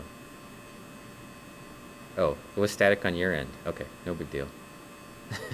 We didn't hear it. Yeah, Alakasira. Oh, yeah, that happens sometimes. The headphone jack. On my laptop, I can't even hear anything if I plug in headphones, so something's wrong with the jack completely. That happens when I do it on my phone for like video calls. People don't. You can't hear or they can't hear you? They can't hear me properly. Hmm. It's noisy, so I just. This one is Bluetooth, but this thing doesn't have Bluetooth, so I have to That's- plug it in. I had some like wireless, but I lost them. I knew that would happen, and it happened. So. You're representing Indiana State today. Yes. Look at that. You bought some university propaganda sweaters. They gave it to me for free, so I was like, okay, thank you. Who gave it to you? The Office of Marketing. Why do they never give me anything free? I don't know. Rude. I'm out here working hard. You just have to follow them on Instagram, and then you will know when they're giving away stuff. Oh, maybe that's it. That'll teach me. Well, I'll tell them they need to follow me first, and then I'll follow them back.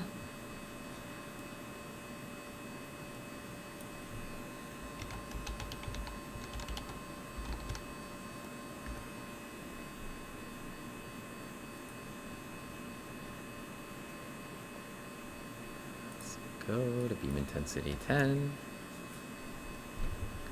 And speed 4 for 3. And zoom out a bit. So this was the thing we were looking at over there. Mm-hmm. And we saw that one too. Oh, somewhere over here would be good. Completely scientific. We're good. Don't mind us. We're definitely doing a scientific approach. What's that structure? That's a diatom. No, the other one. Oh, I think that's just the volcanic ash. Mhm. Wow, It's got very some, what do they call that? Stretched out pores in the lava. So when it's cooling, it makes little air bubbles, and then they get stretched out like in these long. Wow, that's very columns. nice. And that's actually how you know for sure you're looking at ash. But you see some of those, and you're like, oh, that's definitely ash. It's a Lindavia. Cyclotelloid. Ah. It's got the wavy valve face. Mm-hmm. And the little pores on it, they're not quite domed cribra, at least not in my impression. They don't have like perfect little salt and pepper shaker heads, but this is a pretty cool view of the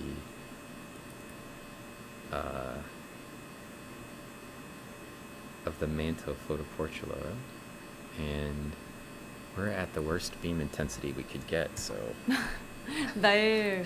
That's pretty. it was looking pretty cool to me, and I was like, wow, at 10 it still looks pretty sharp, so it's gonna look real good when we take it over to 7, and it does.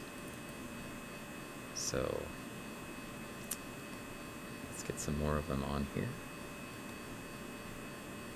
I want it to be like down there.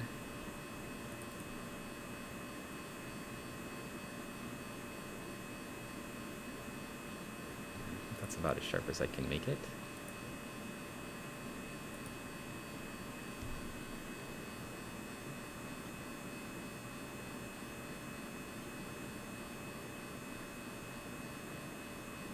And we get a nice clean view of the pore covers. Yes, that's So very there's a pretty. central opening, and then there's these little rounded edge pore covers. broadly rounded, somewhat triangular shape because that's kind of critical. And we can also see there's a pore in the back side here. So a lot of times when we see them, we're looking at it sort of like the top view of the curled up version, and you can only see the two on the sides. And so this is a nice view because it actually lets us see... Like an angle. Yeah. A weird angle lets us see that there's 3 pores, which is critical. We're doing something important, like figuring out what species or genus it belongs to.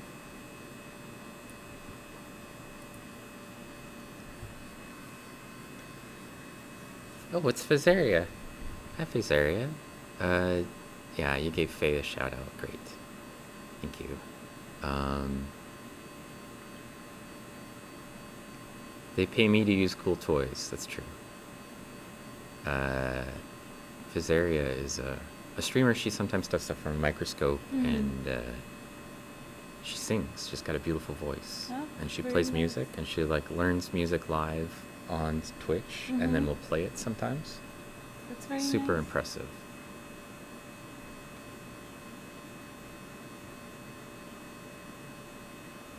Yeah, it's a mystery. There's several mysteries, Faye. We're looking at 6 million year old diatoms. And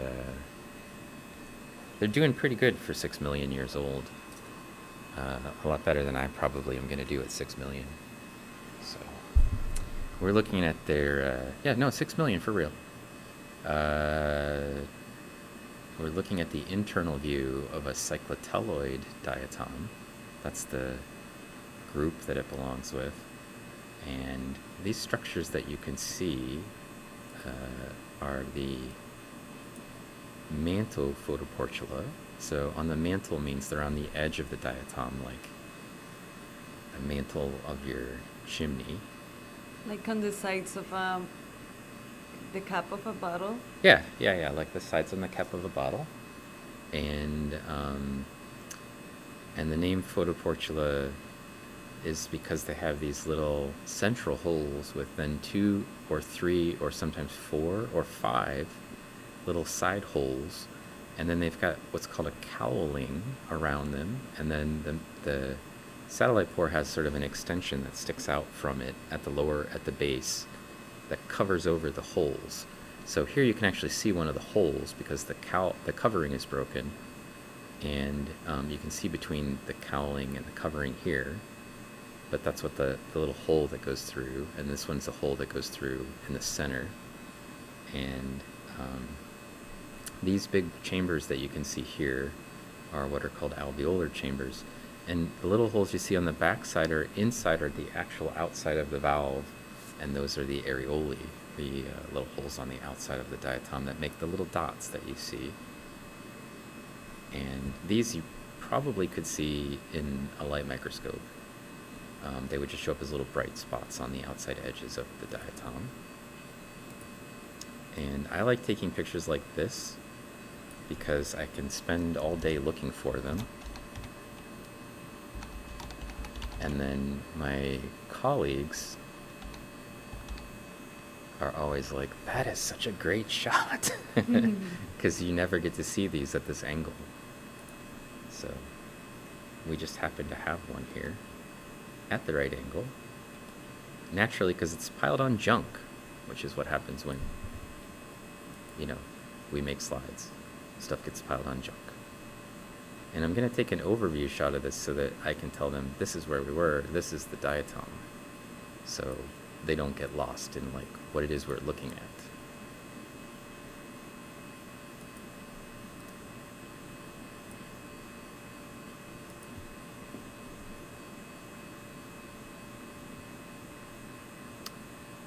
Yeah, I programmed the bot to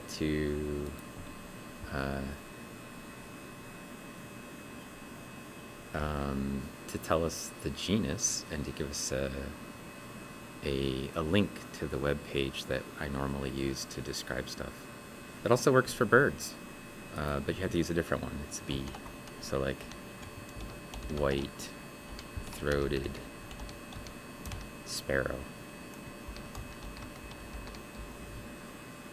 And it takes you to a different very one. nice. I don't mess around. Web pages use a structure, and as soon as I figure out what the structure is, I'm like, oh, I can figure out that, and then I just go in and replace the right code. Pretty easy, actually.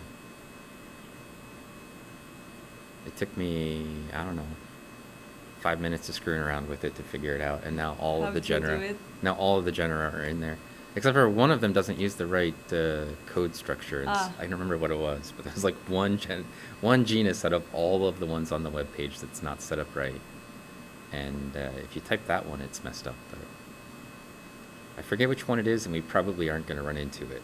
So, Well, if you haven't so far, then it's good. well, I look at a lot of weird stuff, so you never know. Also, if it's your first time here, this is Laura. She's a graduate student working in my lab. Started this spring on her master's degree. And she's looking at diatoms from Gull Lake and June Lake, which are in the Sierras, Sierra Nevada. And she's going in the field next week. So we're going to have to manage 2 weeks without Laura in the lab. 2 whole weeks. Yeah. You get a vacation from me being around. Earlier today, what is she studying? Yeah, she's studying diatoms. That's why she's in my lab. But we're looking at reconstructing the history of Gull Lake, which will tell us something about the paleoclimate.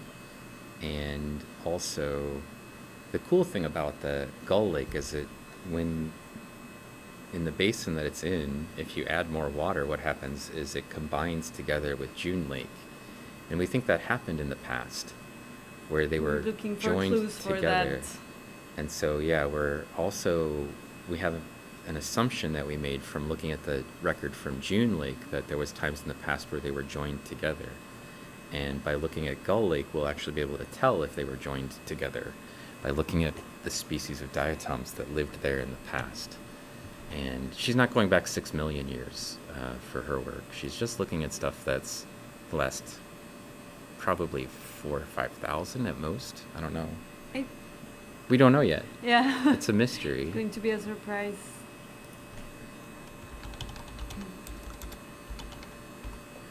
So, we like surprises. Science surprises are fun. And, oops, I don't want that. I want this. I want that. I want this. There we go. This is sort of where we were. That weird looking shot of that cyclotelloid. We'll just call it cyclotella for now. For Later now. on, we might be putting our own name on it. Or my name on it. Who knows? It's a little piece of a tetracyclus there, I think. We see pieces of tetracyclus all over the place, but I haven't Those are actually the seen... ones that are like bent, they're like kind of oval shaped. like tacos. No, those are not the taco diatom. Tacos? Oh no, that's Campylodiscus. Ah. We say Pringle chips, but you're Ah. right, they are like tacos as well. Saddle shaped. Yes, Yeah. to be more precise. For people who don't want to use taco analogies or food analogies. I'm told, I was told in one of my performance reviews that students do at the end of the semester that I use too many food metaphors. This semester? Not this semester. Ah. It was actually like, I don't know, maybe 10 years ago or something. I don't know. I don't see the What? problem with food metaphors. They're What nice. the heck is this? What did I find? What is going on here?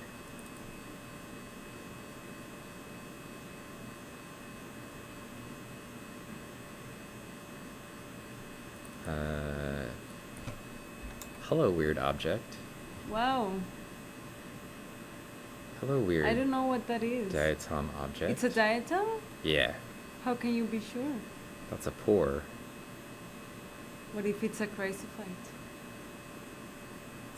I don't think it's a chrysophyte, but this looks like the outside of the valve. Maybe it's like squished?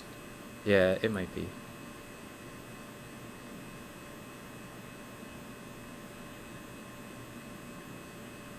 Completely feasible that it's a diatom. It looks like a diatom. Here it's got an outside edge, like where the girdle band goes. Mm-hmm. And it's 1 micron. Oh my god. I've seen a 2 micron diatom before, but I think this is the first time I've seen a 1 Maybe micron. it's a really old one and that's why it's deformed. 1 micron diatom. I think this is the first one I've seen that's this small before. And like that weird shape, no? The shape, I think it's meant to be circular, and it's just got a little like the silica's squished, but those look like pores of some type. Those look intentional. Yeah. And this looks like the outside of a valve to me. And this might be that little diatom that we were looking for. Some of these little pores in here kind of look really interesting. I don't know what's going on here. It's definitely filled with pores. That's a diatom. Some sort, but That's a diatom. I don't know. It's just really weird. That is a strutted process, for sure. There's a central hole, And and, it has there's the 3, little yeah, cowlings yeah, around yeah. it. I see it now.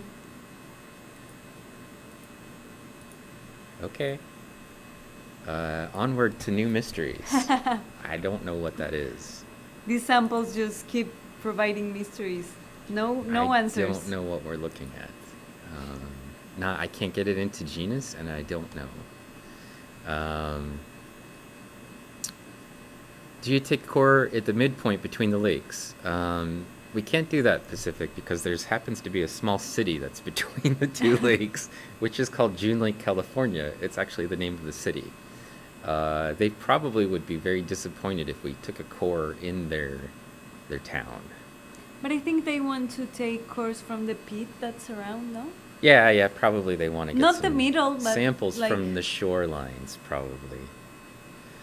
And then they're actually looking in the next basin over, Mhm. because they think if this one filled, that one probably got wet. Like And so there's like spilled. some meadows over there that they think maybe it overflowed into. Uh-huh. And so they're looking over there for some other lake-like sample material. Mhm. So we'll see if there's diatoms in it or not. Pizzeria asks, is it a new species? It's very likely a new genus, Pizzeria. It's probably a new species and a new genus. And I don't know what I'm looking at. Like, I'm not sure what's going on here. That's a diatom, though. I can guarantee you that's a Just diatom. not sure what type. Outside of that, I have no idea what's going on. It's 1 micron big. That's the smallest diatom I've ever seen. But that is a strutted process, and I have no doubt about that. And that's a hole from a strutted process that's going from the inside of the valve to the To the outside of the valve. Yeah. Guarantee that's what's going on there, and that's also a strutted process. You can see a central hole, cowling, and there's one that looks like it would be a cowling here. So this is probably a centric diatom, based on the fact that they're the only ones with strutted processes. Yeah. And outside of that, I have no idea. It's a diatom, it's a centric. That's it. I We need don't help. know what's going on. I need to send that off to my friends and see what they think is going on here, because People are defending your food metaphors.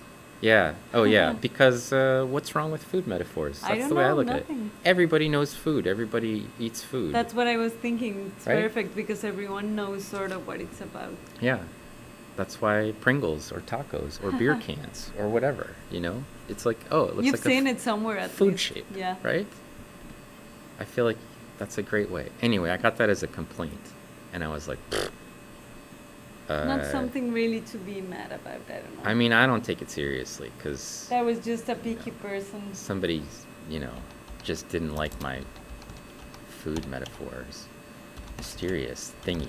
That's what I'm calling this one. Mysterious thing. Mysterious thingy. Ah, thingy, because it's small. Yeah, exactly. Because it's small. And I have no idea what I'm looking at. And I'm not supposed to have no idea. I feel like after 20 years of looking at diatoms, it shouldn't be no idea. I should be like, some idea. I don't know what's going Well, on you know there. it's centric, so. Well, I feel like that's defendable. And I think everyone would agree with me that studies diatoms that that's eccentric. It has something that only centric diatoms have. So,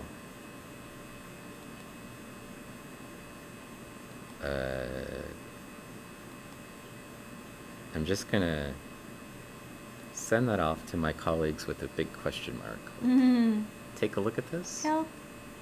It's not the first thing I've sent to them from these samples where I was just like, I don't know what's going on here. Like, I don't...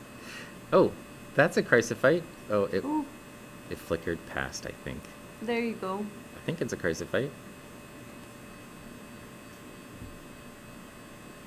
Oh no. Oh, no. That's just a piece of junk. It just I had thought the it was perfect shape I with thought the it was color a- and everything, yeah. I thought we had one of those weird chrysophytes that look like... You know, there's the one that looks like cauliflower or whatever in here. In these samples? Yeah, we saw. That's my food analogies coming back. I remember one that was very weird. But I don't know if we agreed if it was a chrysophyte or not.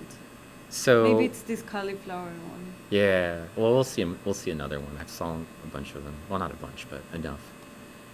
So it's some interesting experiences because my wife and I sometimes will teach a class together, and in Nebraska we would teach like intro geology classes together, and the students didn't know that that we were together, so we didn't mention it. We just taught the class. Well, it's not like very class material kind of thing. Right, so exactly. I don't know.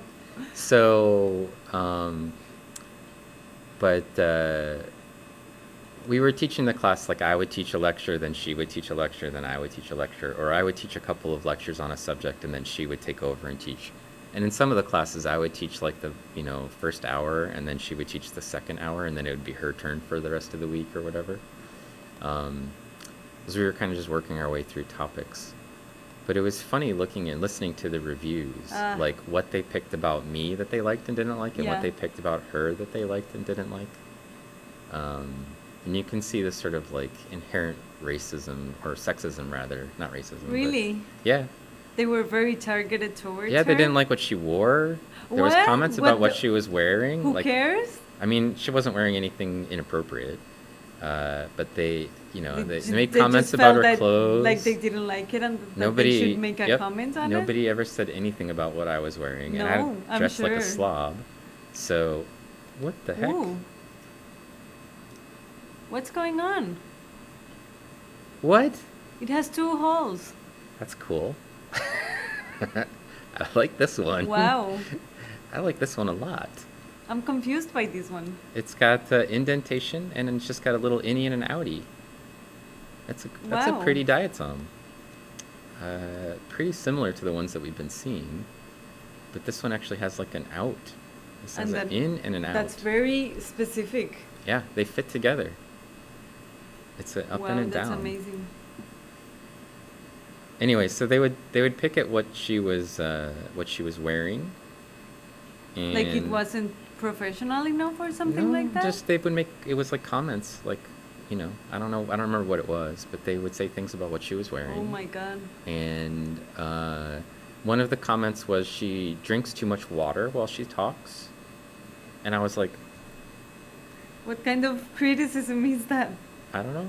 Just it was funny to me, like hearing the different comments, because nobody ever said. I mean, wasn't drinking a lot of water during mine, but I feel like that's not really like a good A real criticism. thing to, yeah.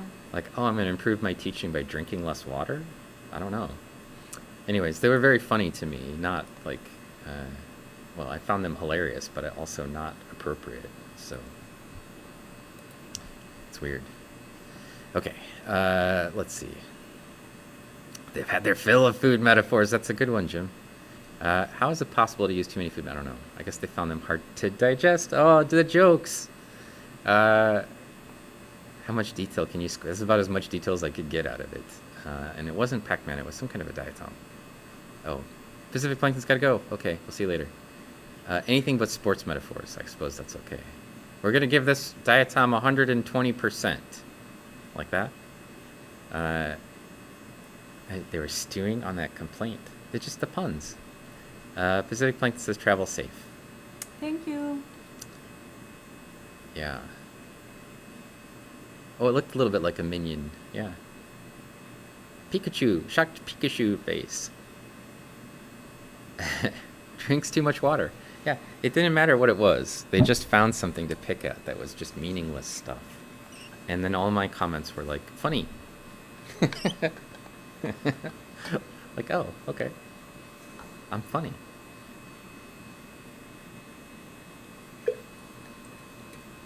I'm going to see some comments about how I drink too much water on stream. That's what I'm waiting for. Uses too much science. Look at this. 1996. 4 viewers. We need 4 viewers. Yeah, the complaints were anonymous. You know, student evaluations at the end of the semester are always anonymous. So that's a weird looking diatom. It is. I'm super excited about this one. I don't have a hydrate one. I don't have any things where you can make me do stuff that I remember anyway. You can make me put my cat on the microscope when I'm at home. I don't think I have anything else. I was gonna make one where you could spend points from the channel and then I would send you an image, like an SEM image maybe, or a bird image. You have a shop, no? Not where I sell those. Not where I sell photographs. You showed us on the SEM time for Dr. Yo's class, like some. Oh, I sort have of shop or I have a something. shop, a Redbubble site, but that's for like, if you're interested in buying like a T-shirt or a mug or stickers, but the proceeds for that all go to my students' research. So if you want to support student research, you can, and you also want a water bear mug. Go ahead. I've drawn some pictures and I'm giving away the art and photography stuff that's there. And I'm just gonna call this one Weird Cyclotella. Someone called it a unicorn diatom. Weird, I'll call it Unicorn Diatom. Unicorn Diatom. No idea what's going on with it. Never seen anything like that before. That's probably a new species. Not a new genus, but probably a new species. I don't know that I've ever That's seen very anything unique. that weird, where the vowel face is coming out on one side and going in on the other like that. It's totally crazy. We're too far away. Okay. Still crawling through. We haven't even made it through a quarter of the sample. But that's because you have to be really close. I know. I've gone through slides like this, a whole set of stubs. I would just be on here all day. I would come in the morning and I would just do this, crawling through them at the fine scale all day long. And then I'd get a lunch and then I'd come back and crawl through the sample some more. This is Stephanodiscus, the vowel face of that Stephanodiscus that we saw. And there's a baby one. Well, that's a little Algacyra. This thing? Mm-hmm. I No, don't- no. Oh, this There- one. Yeah. Yeah, I don't know what the little thing is, but it's trapped in the crevices between ash particles. So I'm assuming we won't be able to see it very well. That's just junk. I gotta check, because it's a kind of roundish and it was in the right size class. So it's almost 4. You started at 1? Like 1:30, and then I was tinkering with the optics for a while, so... I never get notifications from Twitch, and today I got it, so I spied on it, Oh, and that's when I said hi. gotcha. But I was still mid-conference, so it... I don't know how to get it to tell me when there's a stream. Well, I don't know either. Marco gets all the notifications, and I don't get them, and I don't know why. Well, a lot of times you're here when we're... Well, yeah. But sometimes you're doing like a moon stream or something, yeah. and it doesn't tell me. There's secret moon streams. Hidden from me? Yes, in the start I put, don't tell Laura. That's why. I don't want her to know I'm having a secret moon stream. Oh. Found another cyclotelloid.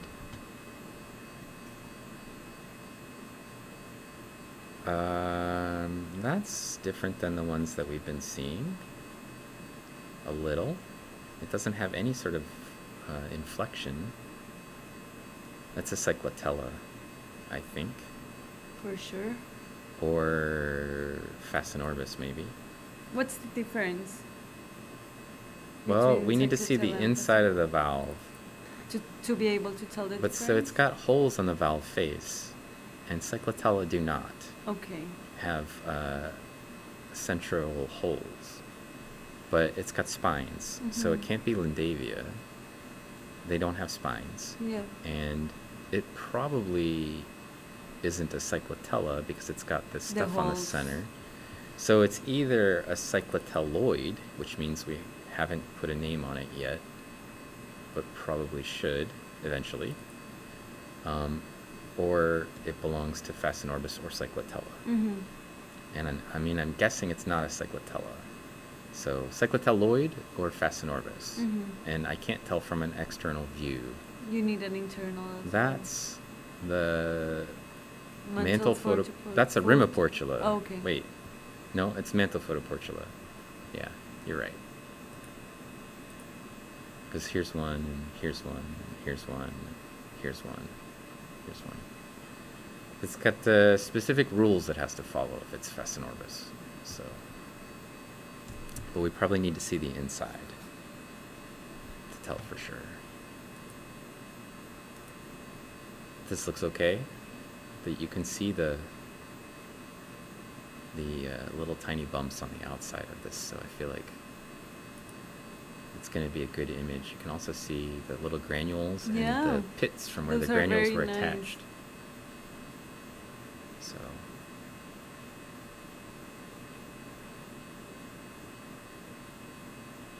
I know it's in focus. Mm-hmm. What do you think of my dragonfly photos? Oh, they're very nice. I have more. I don't think I posted all of them to Instagram, but I think maybe I posted all of them to Facebook. Yeah, I saw a lot of them. S- They're very pretty. So And you many. even got the mold of like the baby. I was like, wow, I had never seen one of those. Those are easy to find. They're not moving. I don't know. They don't move anymore when they're molds. I had never seen one. I had never looked for one also, Yeah. but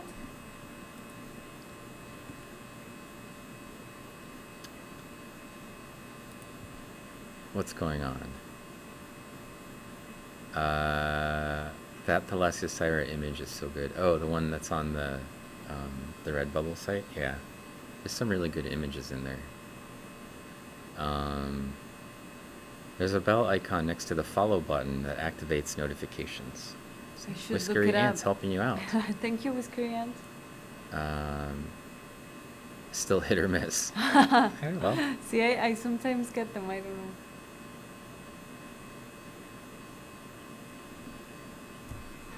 There's always a little bit of junk on everything, so, you know. Unless you can get Nid to come and pick off all of the junk with his micro manipulator.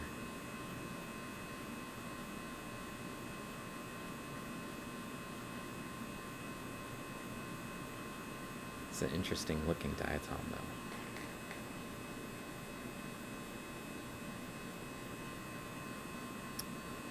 It's the thing. I could just do this all day.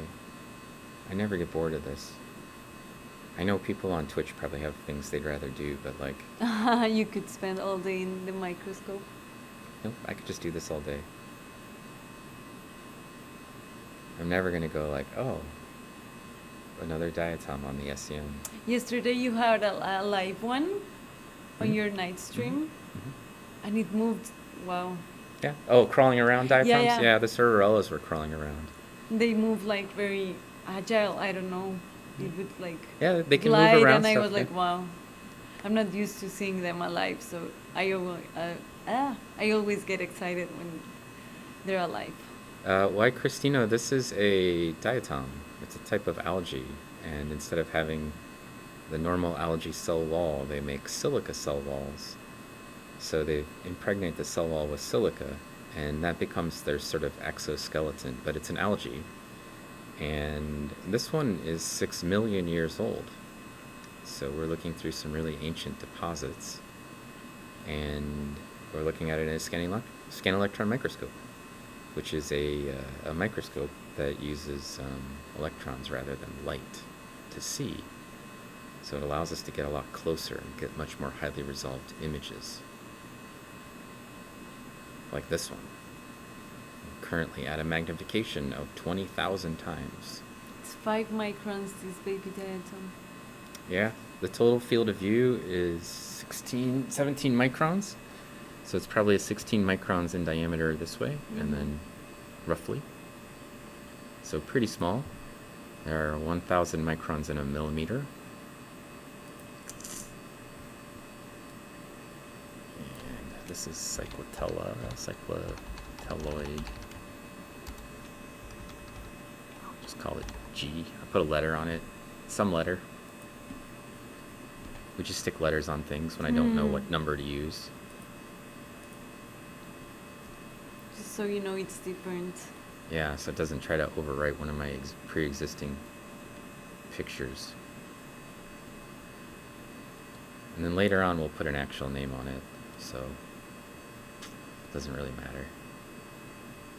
This is what I usually see for those cyclotellas. One up, one down, but not like a volcano sticking out the top of it, which is the way that one looked. Our unicorn diatom. And that's a little star of Syra. And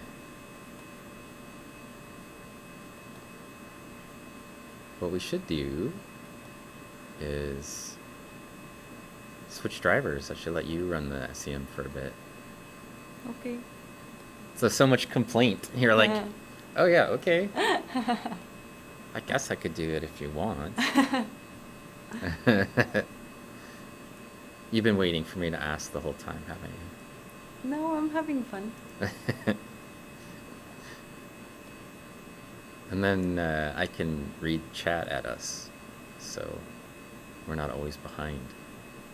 There's one, those little cauliflower things. Yeah, yeah. But I never find an aperture, so I don't think it's I don't know what it is.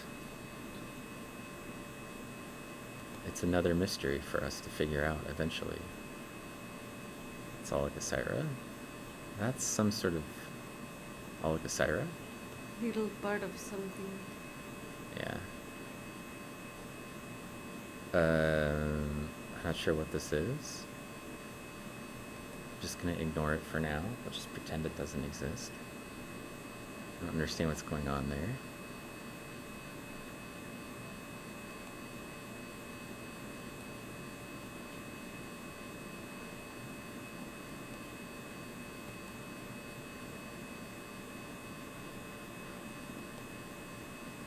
I'm gonna get to the end of this row at the top and then we'll switch. So there's no confusion about which way to go. Yes. There's a phytolith. Very nice. You see it? Yes. The bilobate kind, That is a right? bilobate, yep. Right there. They're like little dog bones. Very nice. It's just got junk on the top of Yeah, it. But it's a shame. definitely a phytolith. Not a diatom. So for people, That's the cauliflower? I think that's an Oligosyra. I think we're just really far away. That's that one. Oh, yeah. So, I've been tricked enough times that I've figured out. How it looks like. I was like, looks like maybe it's a chrysophyte, but see the little ridges around the outside edge.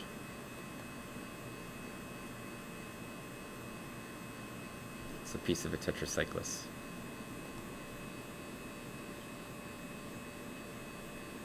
We keep seeing pieces, we never see the whole thing. Why?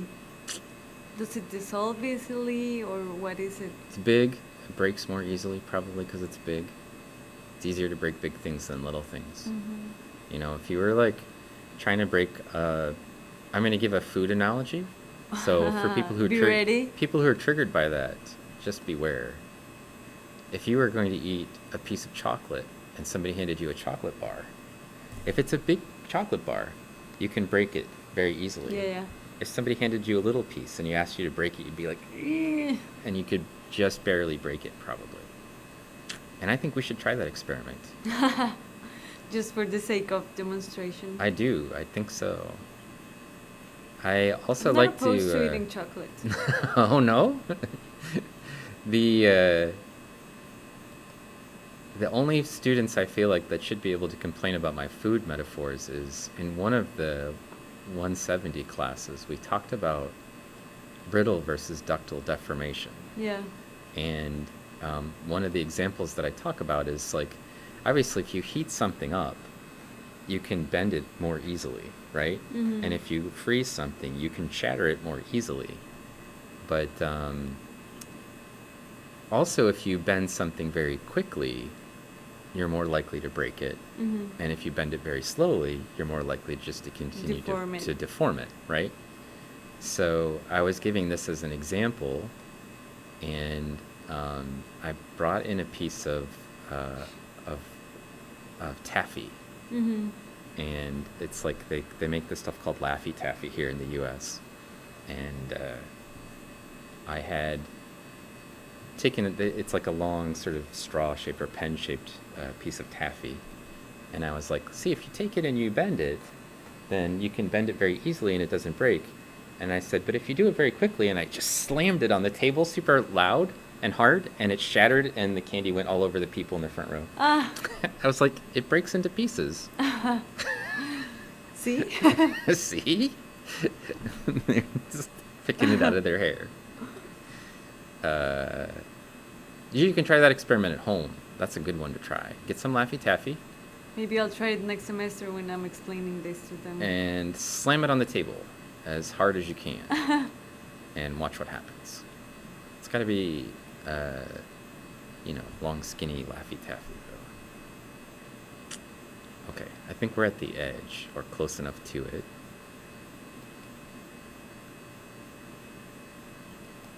And there's another one of these things. Mhm. Cauliflower things. Whatever they are. Oh. Uh-oh.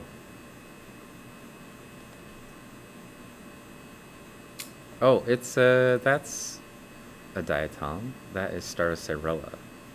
It's a little bit dissolved, right? Yeah, it's very small and it's a little dissolved, but that is a lineolate striae, and that's another striae. It's got 1, lines? 2, 3, 4, 5, 6 total striae. Yeah. It's really small.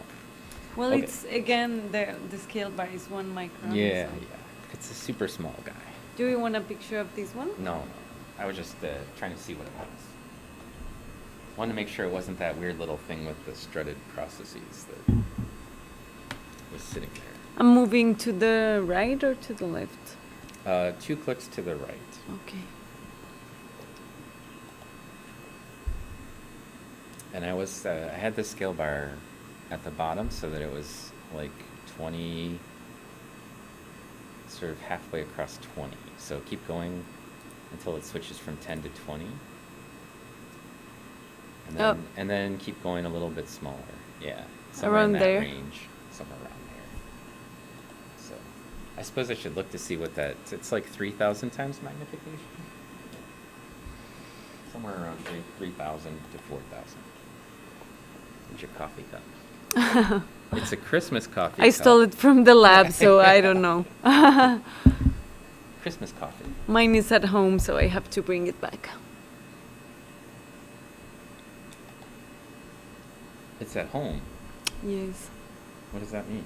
I took it home to clean it over the weekend, and I haven't okay, brought okay. it back, so. I thought you meant like Columbia home. Oh, no. No. Terre Haute home.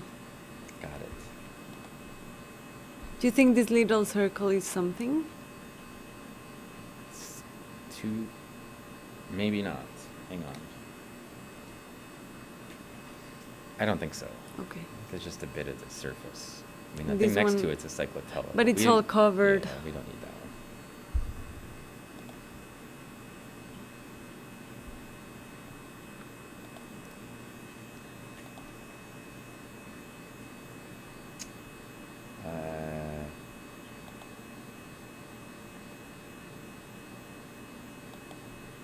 Oh, my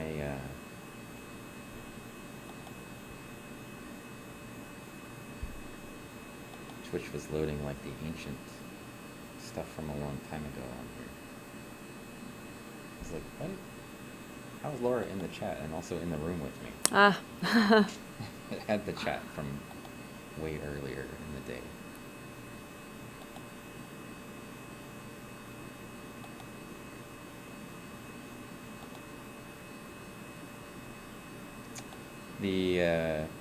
This camera is funny how much of the field of view it has.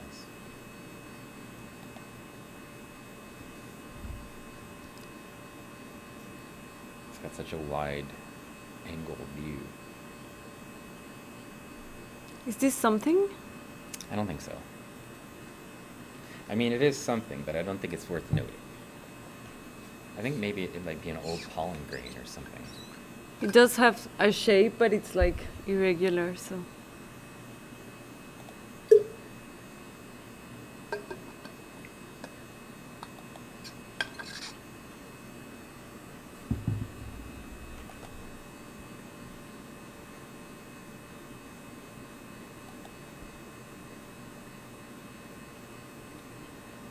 This is when you get to the old professor status, then you just make everybody else do your work, and you just watch them do stuff. That's One that's of the trick. perks of a job. Yeah.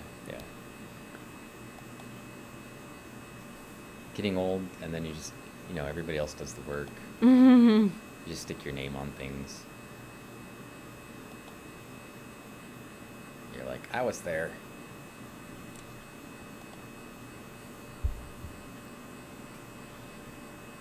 That just looks like junk on the stage. It's got a little clay drape around it that's broken.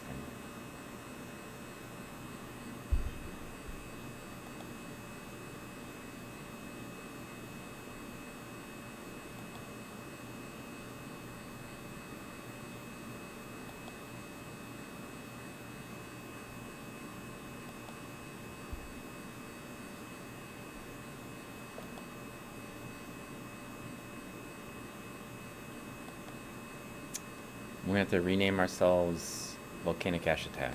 Since that's mostly Not what a we're lot of looking at. diatoms.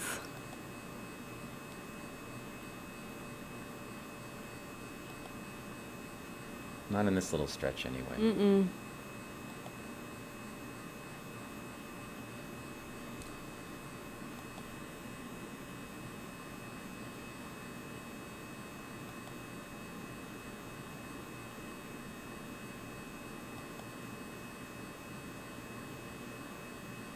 Did you stop by the lab before you came out? Yes, I had to heat up my coffee. Had to get your coffee cup. Yeah. That reminds me. I still have some milk from my chai tea this morning. I could make some more. Today is the perfect day for warm things because it's really cold. Yeah, actually, it's kind of cold in here. I brought my sweater.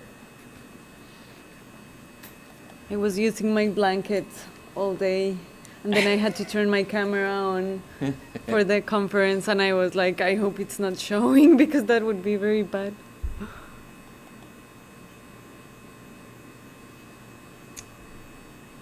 Hello, Skakot. Commander Shafard says it's over 30 degrees C outside. Not here. No, it's chilly here for sure. Tomorrow is supposed to be warmer but rainier, so it's the same. Yeah. And let's see, they say in French we use milli. Most often technical words are built the same. So no bet on milliseconds in English as well. I mean, we use milliseconds.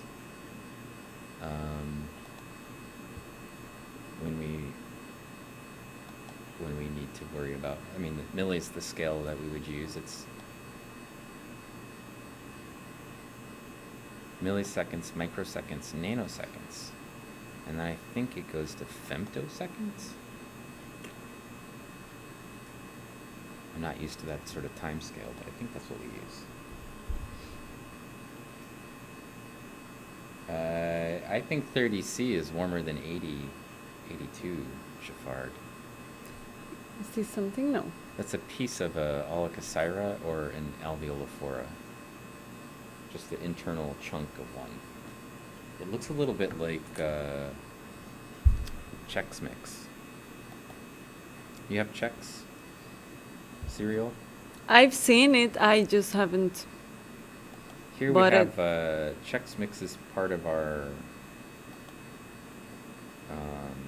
Sometimes it's mixed together with chocolate and powdered sugar, and they just make it into like a treat. Is it nice?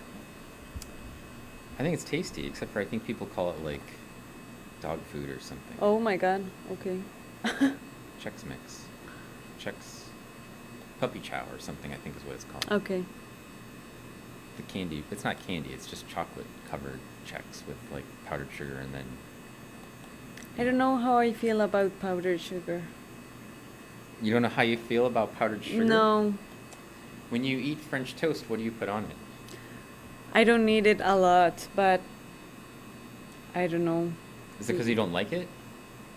No, I like it. I just Okay, I was just making sure we can still be friends. no. I like it. I just don't have it very often. We But had last this, last weekend, I wanted some French toast, and I couldn't. I didn't act on it, and Oh, now yeah, I'm now you're- regretting it. yeah. Yeah. Yeah.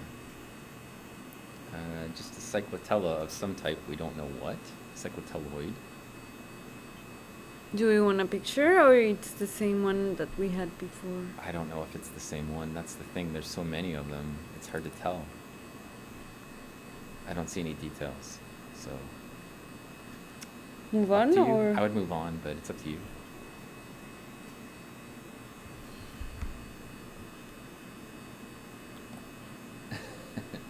ooh, Oh. Oh. What did you find? I don't know. What have you found us? Oh, it's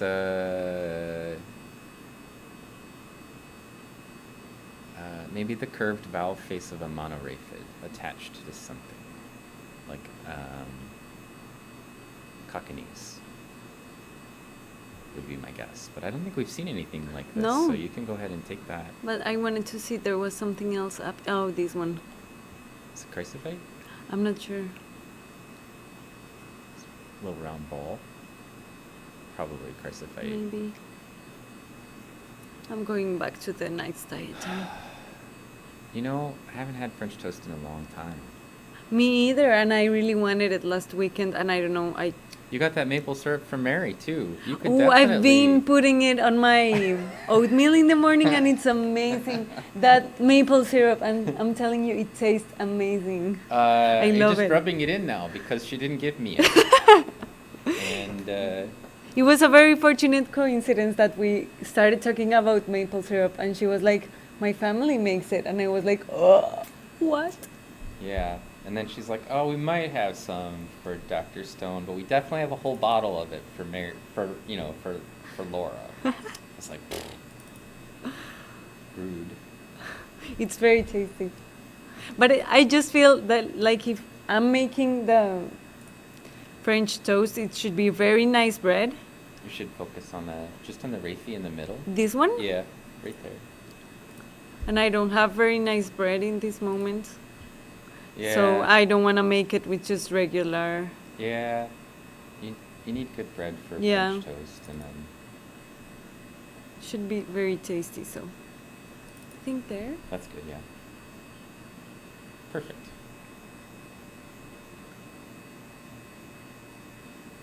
We had this conversation about if you had to choose among the things that you can put syrup on in the morning.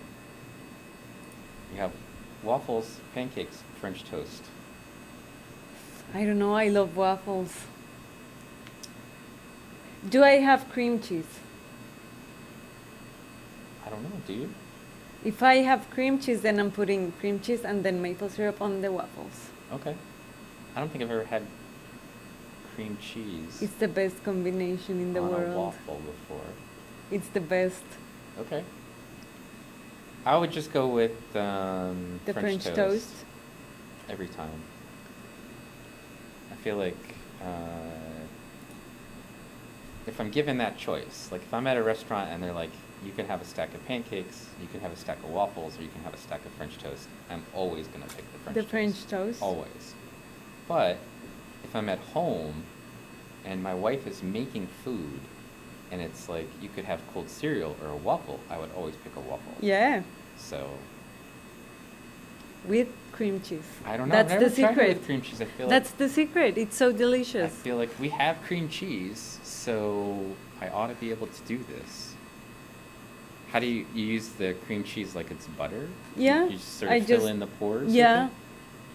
I make sure every single pour has a Every little pour bit has- of cream cheese. Every pour. Yeah, and A then little cream cheese I in every just pour. very delicately put on the maple syrup to make sure it's evenly distributed. It also has to fill all the holes? Yes, because otherwise it doesn't work. The ratio has to be just right. Yeah. And then it's great. Yeah. Okay. uh,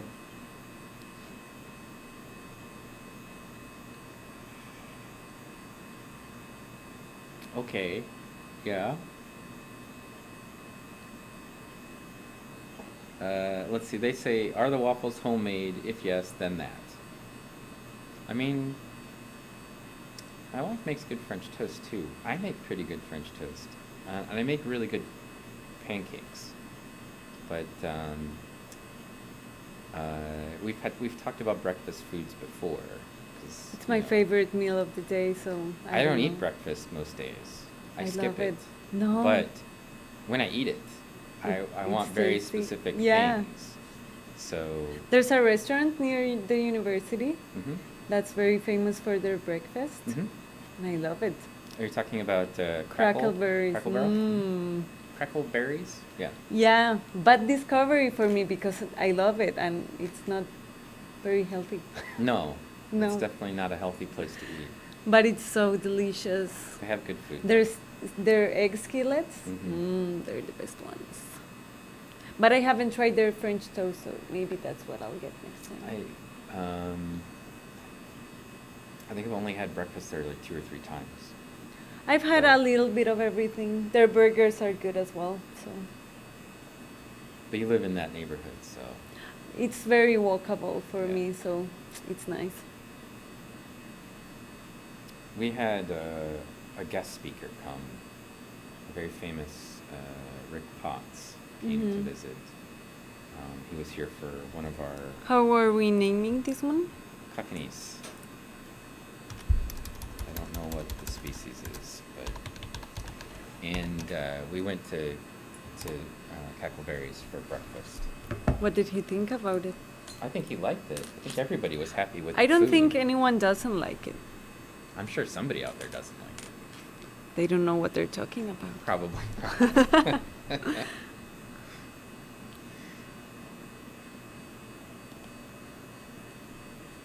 There's always going to be somebody who's got to be a critic of everything. Yeah.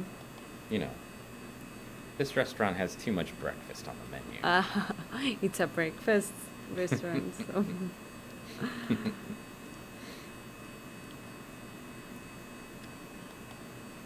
It's good that you found some places that you like. Yes, I have a couple. What's your favorite restaurant here in Terre Haute? Oh, I don't know.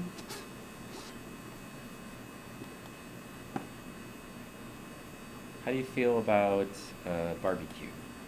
I haven't been to any of the barbecue places. How do you feel about barbecue in general? I like it. It's nice. I don't have a lot of meat, but when I have meat, it should be tasty. So.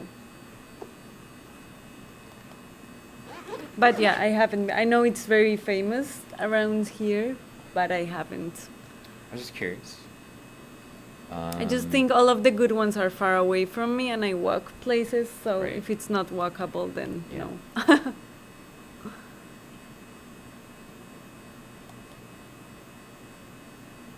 And I still haven't had that tenderloin sandwich you mentioned.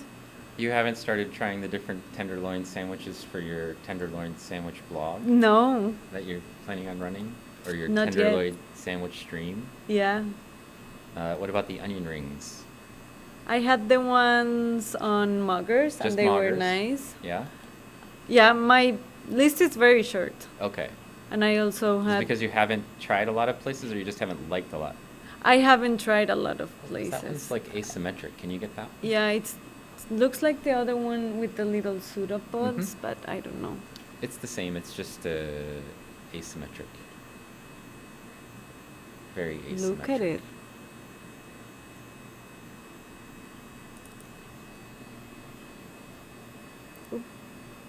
Look at that nice sharp focus you got. It's a very weird looking diatom. Yeah. That one, Cyclotella, currently called Cyclotella, I think Jonesii or something close to Jonesii. But maybe doesn't belong in Cyclotella.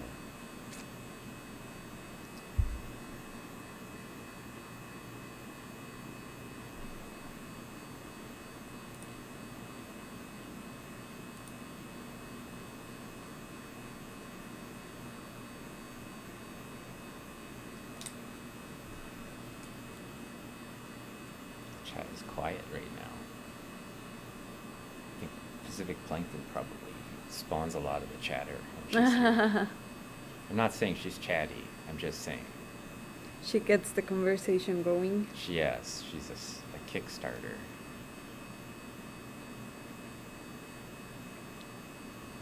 That one's highly dissolved. You can tell because of the texture, like grainy kind of. Mhm. Yeah.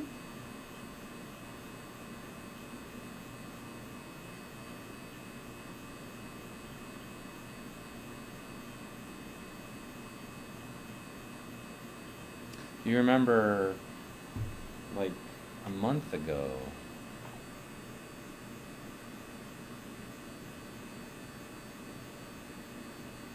yeah, hang on, recruit. A month ago, you were, like, worried when I left you alone with the SEM. You were like, I don't know, can you leave me here by myself with it? Now, how do you feel about it? I think I would be okay. If I just Nothing left bad would you, happen. If I went and got some chai tea, you'd be like, yeah, no big deal. I could, yeah. I don't think anything would go wrong. So recruit 314 wants to know, they're new to the channel and they want to know if I will introduce the guest. So I am Diatoms Attack. This is my channel, and this is Laura. She's a master's student in my lab, and she's my regular sidekick recently. So for the last several weeks, she's been on the stream with us. As we've been looking through material from June Lake and now some stuff from Nebraska from 6 million year old diatom deposits. They're actually ash deposits that just have some diatoms in them. But she's a master's student here at Indiana State. and I'm a professor here at Indiana State. So, and she's learning diatoms. So, but we just hang out. We're just hanging out, having fun, looking at diatoms that I need to image for research. So this is part of a real research project, and many of the species that we are looking at are probably new to science. They're probably things that no one has ever seen before, or people may have seen before, but need to be reclassified. So we're working on that, and it's not part of Laura's project. She's just here hanging out, keeping us company, basically. And I put her on the SEM because I already know what I'm doing, and very good. And and she's still learning the SEM a little bit, although she knows how to do all the things that she's doing here, which is take pictures, put things in focus, zoom in and out, and make adjustments to things like the beam intensity or whatever else. So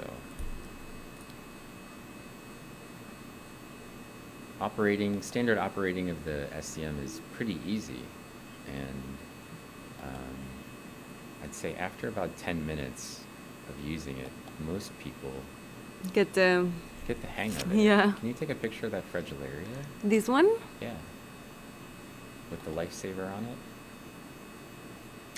I think it's a Fragillaria. Can you zoom in on the end? This one, because the other one is covered. Yeah. Know what's going on there exactly? Ooh, apical pore field. Yeah. Zoom in a little closer. I don't know if that's better or not, but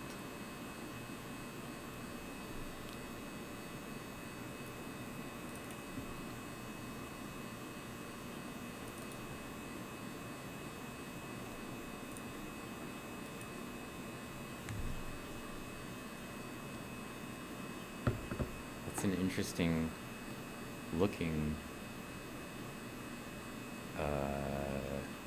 diatom. why? Where are the striae? Do you think maybe they're covered with mud? Or this one's not as muddy as the... I don't know.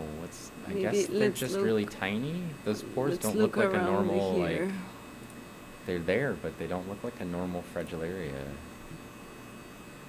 or anything. Very weird pores. They're very, like, evenly spaced, like, just one after the other. Yeah. I don't know. Anyway, I think it's Ulnaria.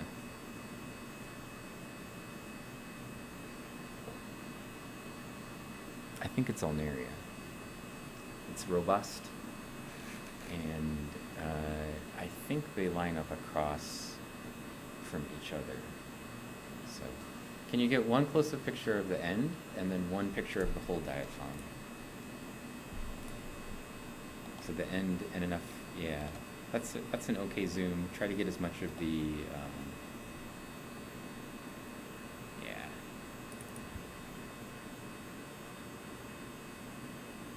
Good. And then, yeah, a little bit to the right, so that we can have the striae as much as we can see of them. Yeah, that's There. good.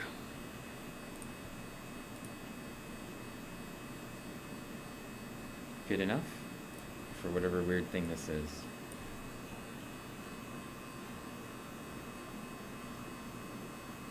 Okay, now I am gonna go make my chai tea.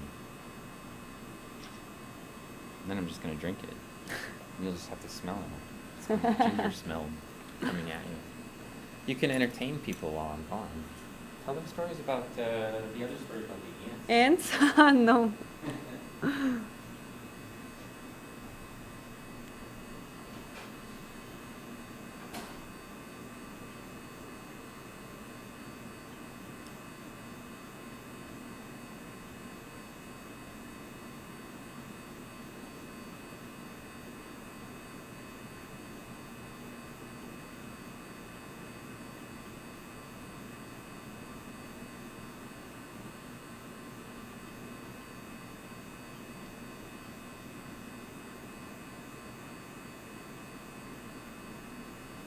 I don't know what kind of ants they were. It was in Colombia a lot of years ago, so I wouldn't be sure what kind. But they were very painful to be around, so not very nice.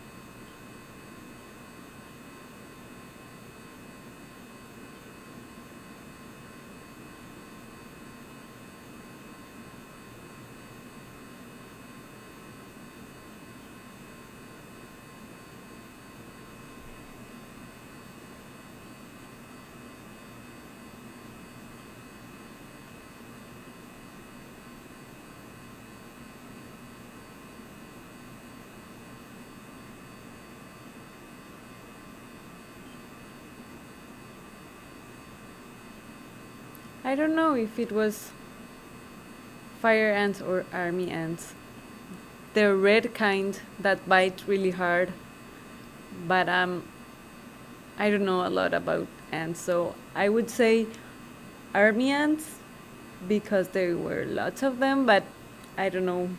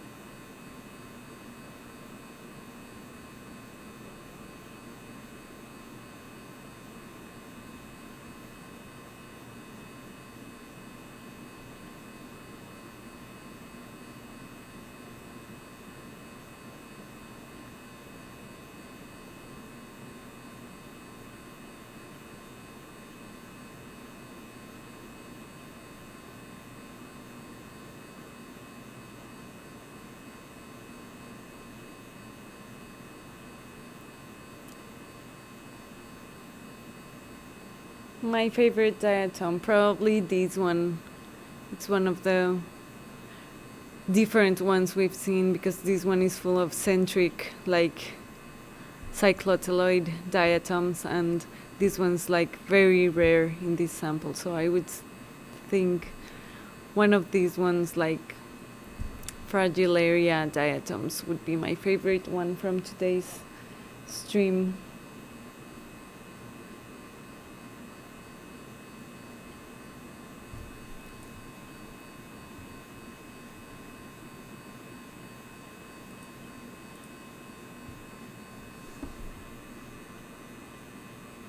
I think it takes more than 1 minute per page. It's like 3 minutes to take the whole picture.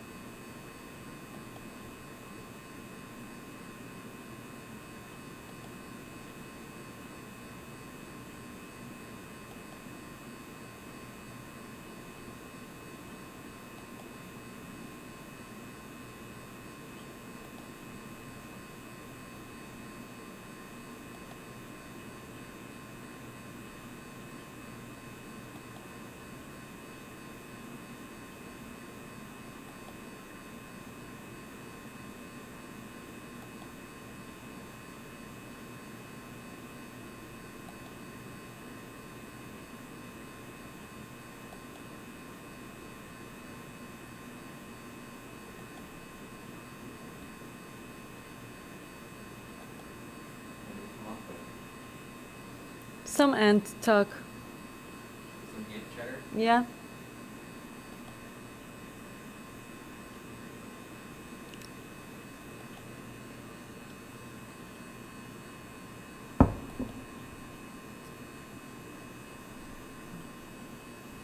Super filled up my chai tea cup, and now I had to walk very slowly to get back.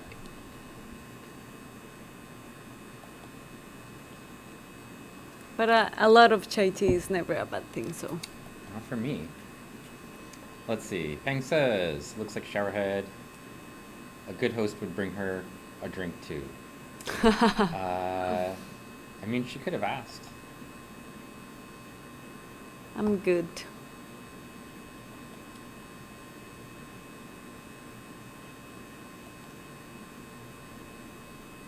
Pragmatic says, I don't think hive minds can be any other organization than communist. It's probably true. They do work for the community. Nyla says they have to go. Bye-bye. See you, Nyla.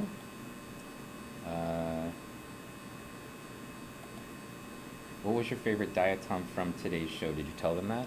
Yeah. What was it? I think it was the one I was taking a picture of before, the long ulnaria fragilaria Really? one. The one you just took pictures of? Because it's the only different one. The other ones are like... Little round guys. Yeah. 1 page a minute, like 1990s laser printers.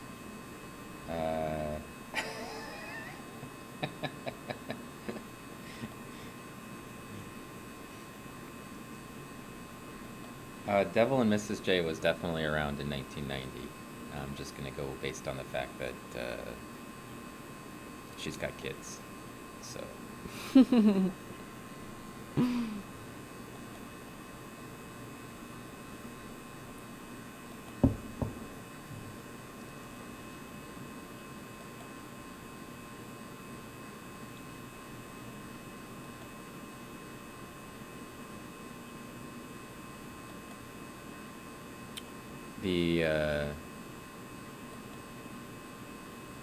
The trade-off is always resolution versus speed for everything, right?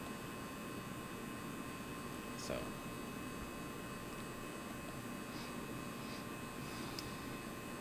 she says she was around when the internet was still dial-up.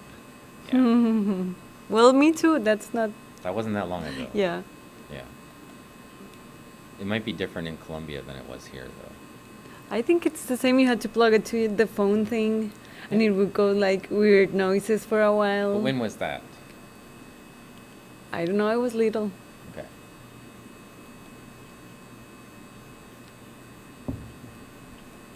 When I... Let's say 20 years ago. Yeah. It's true. It probably was around 20 years ago.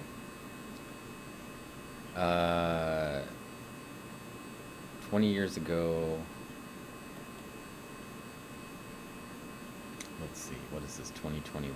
So 2001. I was getting my PhD. I was 6.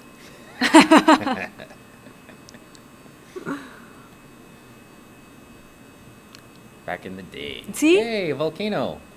Is it the same one, though? I don't know. Did we go back to the same place? Did I get? I think it's the same one. Okay. It looks broken in the same place. We need to move I'll to the move right. a little bit. Move several clicks to the right. One more. That's good.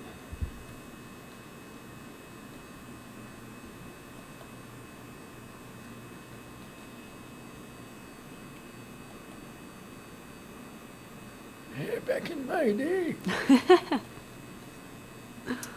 Let's see. When I grew up,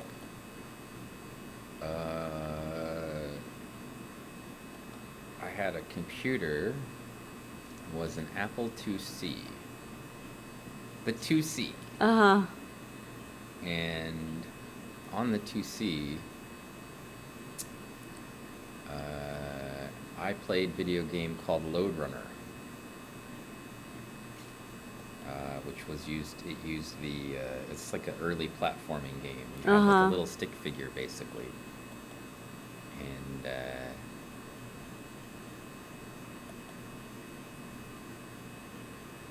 before that, I had a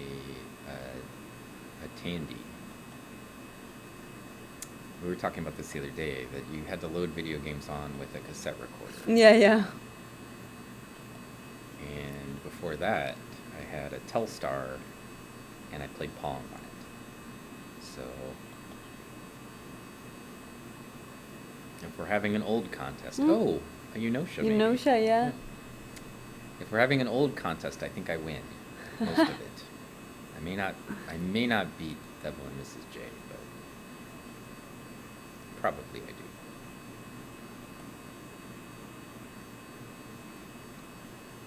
Pacific Plankton outolds me by a few years, so.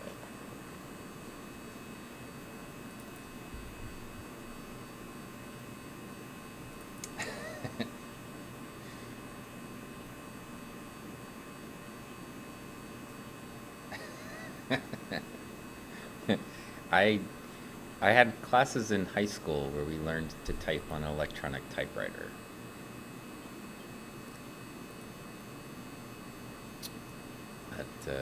That is factual. There.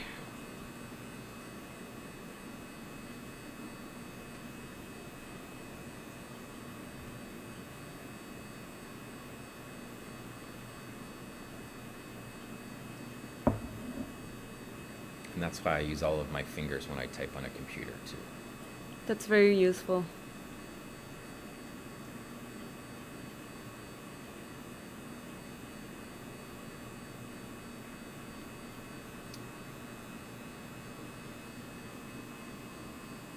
You see that I see? This? Yeah. You got like a diatom, just like a slice of one, right? Yeah, I think so.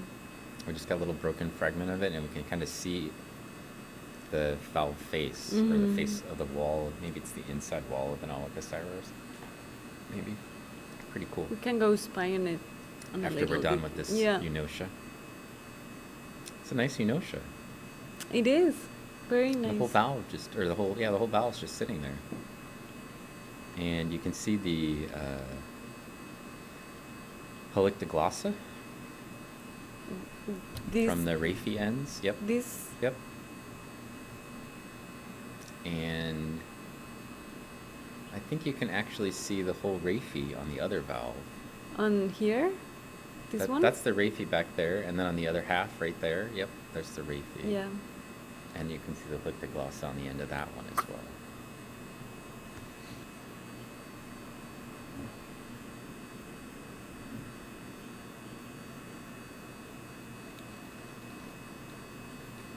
We're having an old contest. An old contest? See who's oldest? I guess so. I think Devil and Mrs. J was a mermaid before she was in the 90s. I saw her on her stream. She was reverting.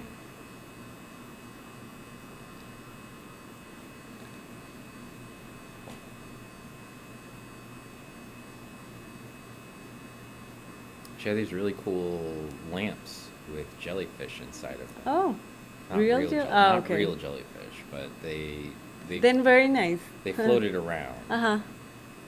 Like the lava ones, but with jellyfish? Kind of like that, yeah. They were super cool.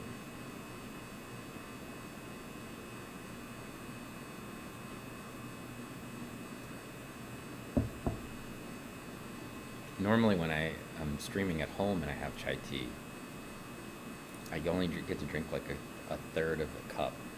Because The you rest have of to the do time so I'm much just stuff, yeah. talking and running the microscope and checking with chat. And Not a good time to enjoy a cup of tea, actually.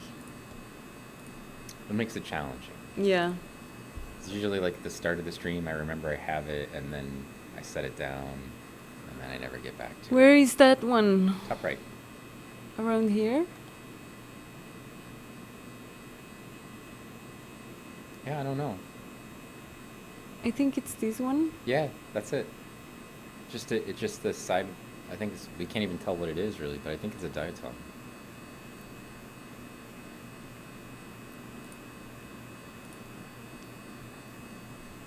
A fragment of one.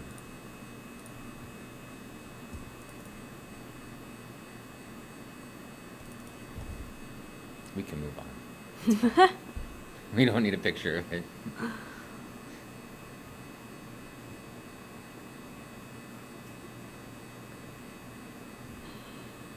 I forgot to look. I need to see if it's going to rain on Friday. I don't think so. Tomorrow for sure. You know what's going to happen tonight? What? Thunderstorms. Ah, You know what that means. scary stuff. You may get a notification that I'm streaming Thunderstorm. What is this?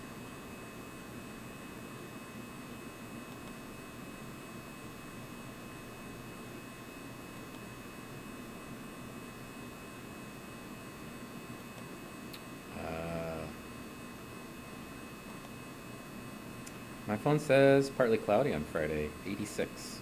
That is good weather for playing yard games on campus, I feel. Nice. Don't you think? Yeah, I think it's pretty good. Nice Whoa, weather, Geeky. not too much sun. Yeah. Perfect. Yeah, except for 86 is hot. Yeah, That's... but we don't have to do it at the hottest time of the day. No, and we could also try to find some trees to play under. Because 86 is... That's hot. I'm going to translate it for you. I think it's like 32 or something like that. 30. Yeah. Yeah.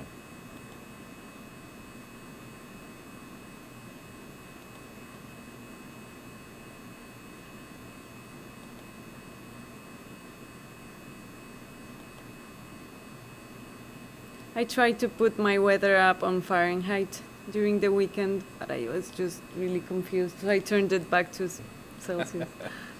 I was like, okay, I'm doing it. I'm doing it. I live here now. It's You're going to okay. try to adjust. But no. Can't handle it. Well, it was just a little bit confusing. I was like, I don't know, is this cold? Is this hot?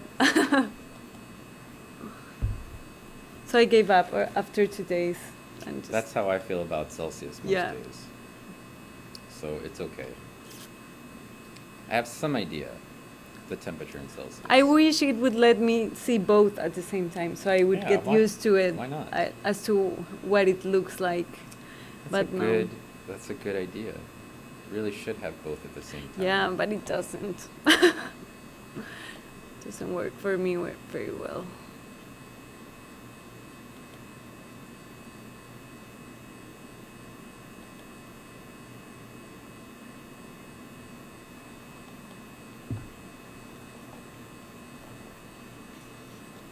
Did you find us anything weird yet? No. Unfortunately, not yet. That whole area was pretty weird, actually. And it was very unique. Like there's not a lot of it here, so I Yeah. think it's nice.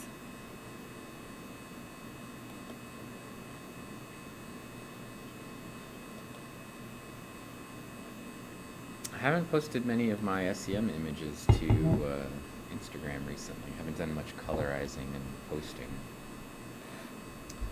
And that's because, You've been busy with other things. I With don't know. bird Doing some thingies. birds and dragonfly photos for my other Instagram page, but the last 2 weeks we've been mostly focused on this ashfall stuff, Mm-hmm. and I don't want to post pictures of things that might be new species or new genera. That might go with a That might publication end up in later. a publication. Yeah. So, I mean, they're here, but you're not going to publish a picture off of a Twitch page, so.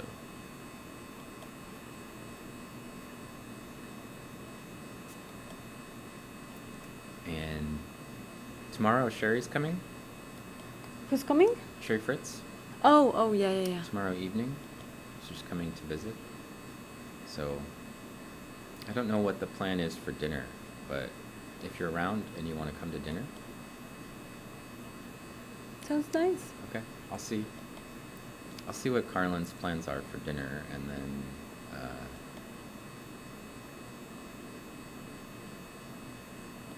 I'll let you know. Okay. Where does she live? Like, how far is her Sherry? drive? Is she driving? I'm She's assuming driving she's driving. 9 to 10 hours, Wow. something like that, to get here. and then they're staying the night, and they're driving on to Washington, D.C. How many kilometers or miles can you do in that time? A lot of them, right? A lot.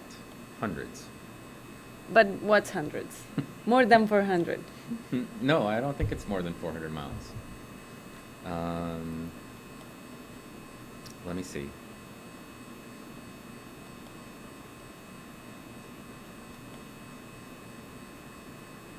I think it's more than 400. Is this a That's- cryophyte? Maybe it is. I would guess 6 hours is 300 miles. Because in Colombia we do 400 kilometers in think 8 it's 500 to 9 miles. hours. It is a cryophyte. Look at the pore and everything. That's a chrysophyte, yeah, for Yes. sure. You can get a picture. That'd be good. Yes. Get the, get the detail. Ooh, very nice. 600 miles. Yeah, it's much more efficient here. Yeah. Well, they changed all the speeds too, so. And your probably- topography is better. It's very flat. between We here have- and, between here and Nebraska. We it's have very the flat. Andes, and it branches into 3 in Colombia. So we have mountain. Mhm. So it's very, to get to one place to another, like if you want to go east to west in the country, you need to cross all of the Andes. Does everybody just drive north to south as a result? No, we just have to go up and down a lot, which is why it takes so long to go anywhere. Oops.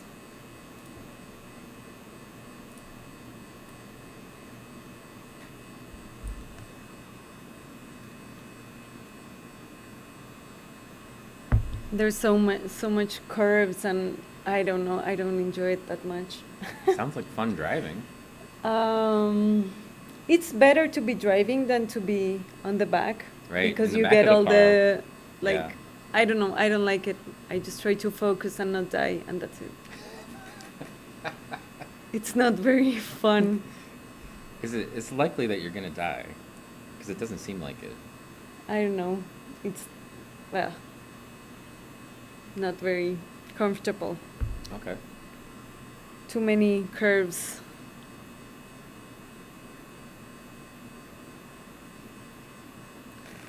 My doggy also doesn't like it because she's too small and she can't fight like the force of the, so she Mhm. flies around. You have to hold her very tightly or she will. Don't they make little doggy seatbelts?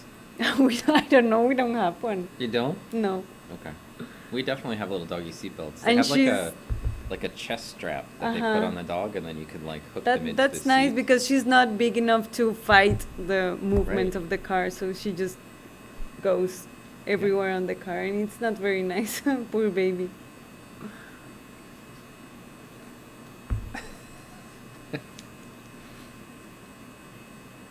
That's a nice shot. It's a very beautiful chrysophyte. You do good work.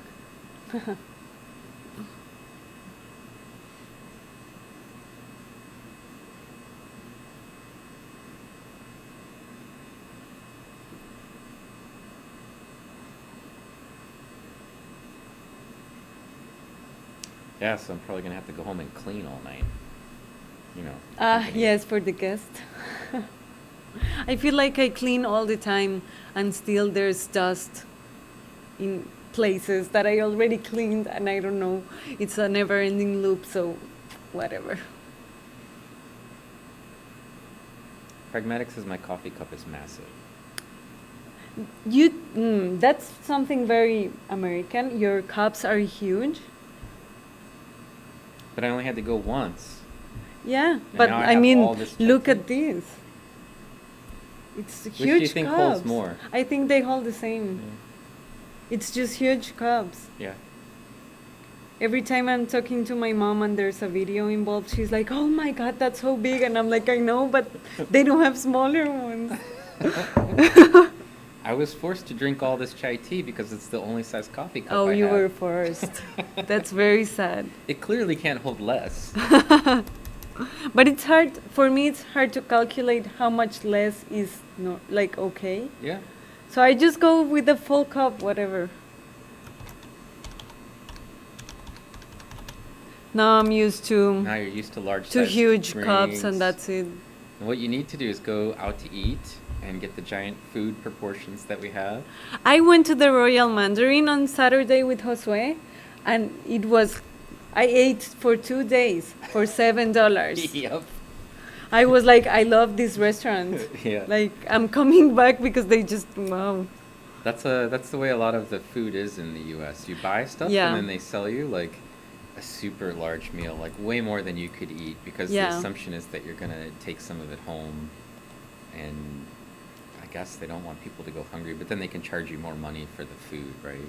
I don't know. It Rather was, than charge you like a small price and then give you a normal size portion, they charge you a larger price and then give you like even bigger proportions. I like that about the pie company. It's normal size. Yeah.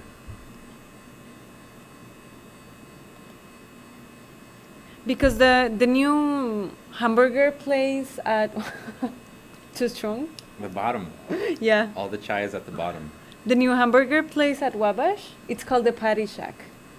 I've never been there. It's new, but their burgers are huge, Mm. and then they give you a lot of fries, and then my belly was too full, but it was tasty. It's over by the coffee place. No, it's over. It's between Chavas and Gumbo something. J Gumbos. I don't know. Yeah, You haven't eaten at J Gumbos? or Chavas. I'm terrible. Mary did say that Chavas was very good, so I feel like I should try it, but J Gumbos is good. I don't know. If you I like just Cajun food. I'm just not familiar with the kind of food they sell, and that's why I always look at the sign they have outside, and I'm like, maybe some other time I'll We'll just go. go with whatever I We'll go. know because it's. We'll go. I think it's very local food, or I don't No, know it's if it's. Cajun food. Yeah, I don't know what that is. Oh, it's like from Louisiana food. I haven't been to Louisiana, so Well, I've never been to Louisiana either. But you know the food. To me, it's Yes. very strange. It's like stews, basically. So everything's either over rice, or you can get them over sandwiches. They call, Ooh, sandwiches. po' boy sandwiches. But it's like a stew. So, you know what, let's see, jambalaya is? I've heard of it, Okay. but I know it's like rice with like things and spices. Yeah, usually jambalaya's got shrimp, but Okay. But there's a bunch of stews. So they have sort of like chili like stew, and then they have some. Chile is nice. I think you would like it actually. I think it's good. The food, thing you'd is like that it. I don't. I will try new food if I'm with someone else, like moral support. But if like going by myself, I would be lost in this world of new food. So I haven't been there. This is Pragmatic from the channel says po' boy sandwiches, which are the sandwiches Yeah, that yeah. are basically like a stew with a sandwich bread under it, are worth it. I don't know. I love sandwiches, so I think I would enjoy Yeah, it. So. and then Whiskery Ant says, as far as I know, Cajun is a mix of West African, French, and Mexican food. Ooh. And that sounds about right. But the J Combos is like a really good. It's like a chain, but it's a very small chain. Like there's only a few of them. So it's like local, like they are on the Midwest, or I don't know where all of them are, but so they have all of the sort of paraphernalia of like a chain, Mhm. but there's only a few of them. Like just it's a small chain. yeah. So at least But as far as the, I know, the pie company is like that also, The no? pie company they is have exactly like several, that. Yep, but not yep. not enough to be like. yeah, it's Grand Traverse Pie Company, so it comes out of Michigan. Yeah, And I then, figured that. all the signs and the pictures and everything inside the restaurant are Michigan stuff. And then you can find them in other places, but they're rare. Yeah. It's local, but it's Yeah. So like regional. my former grad student Sabrina will be coming. I don't know if she's coming when she said I should go check. She sent me a message about it.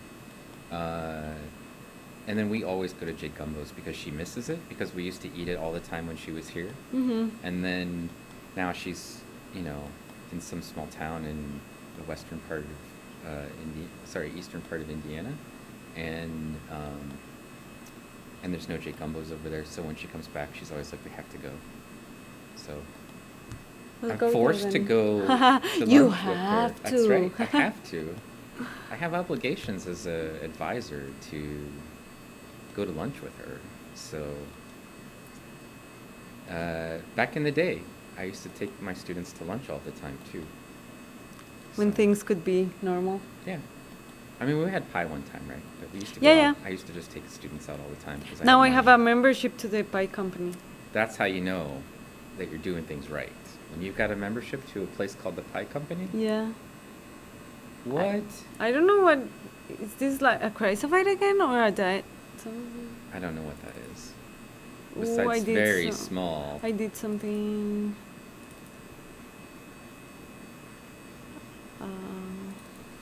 I don't think it's a diatom. There's no holes. But it's also maybe a crucified. Maybe. A tiny, tiny chrysophyte. 2-micron chrysophyte.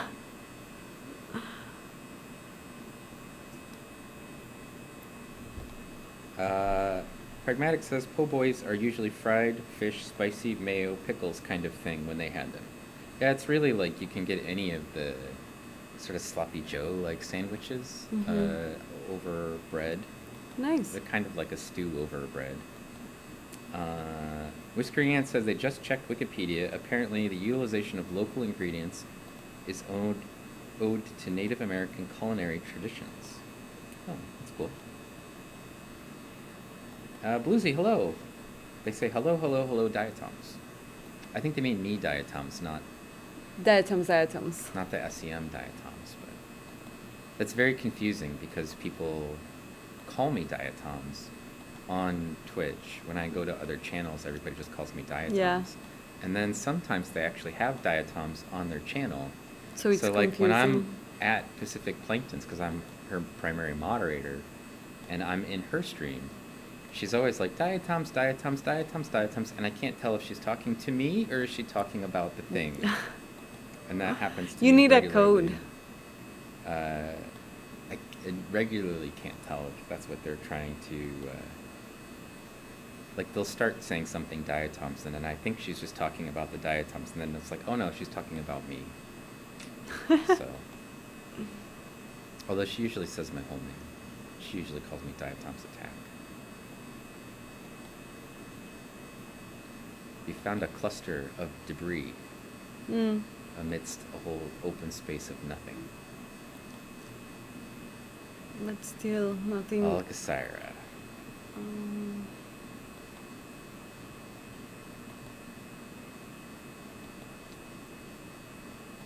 We've been working on these mysteries for a while now. Hey, we almost made it like 1/3 of the way across one of the stubs today, out of the 7 stubs that we have. It's hard work looking for mystery diatoms. I know, it is. This is back-breaking work we're doing here. I slaved all day over in SEM to bring you guys these pictures. I'm excited to bring back my samples and look at them. I knew you would be. I knew this is going to be like, as soon as you get back, Yes, you're going to probably. be like making up stuff. You're going to be like everything in the hood, just with your I made your a schedule arm, and your everything. forearm, just push everything out of the hood. My samples. I made a schedule and everything when I'm preparing what and when I'm coming to the SEM. Okay. Well, we should definitely plan to do more than just like Monday and Wednesday on the SEM. Oh, what's that? I don't know. It looks like the asymmetric one because Yeah. it's not perfectly round. Yeah, Yeah. it is. It's nice and clean though. Yeah, I'm taking a picture. I think. Okay. Yeah, we should definitely make some plans to do some. We could stream it if you want, but Ooh. we could also just run it. You know, we don't need to show everybody else what's going on in the SEM all the time. Not all the time, yeah. You guys don't need to see this stuff. We can run it without showing you. But we have all this time open, right? So Yeah. make sure we schedule some time, and then if it's a day where I'm super busy, we could always just get your samples loaded in, and then, you know, can do this Ah. part. You can run this part of the SEM by yourself if you'd like to.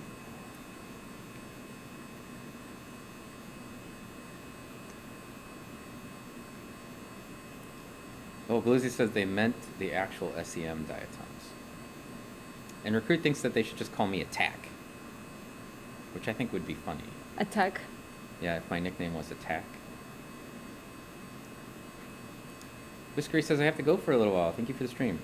It's great. And he also says, or she also says, take care on your trip. Thank you. I'll report back when I get back. You hopefully also send me some reports from the field. I don't think it's going to be too bad because I think there's Wi-Fi somewhere.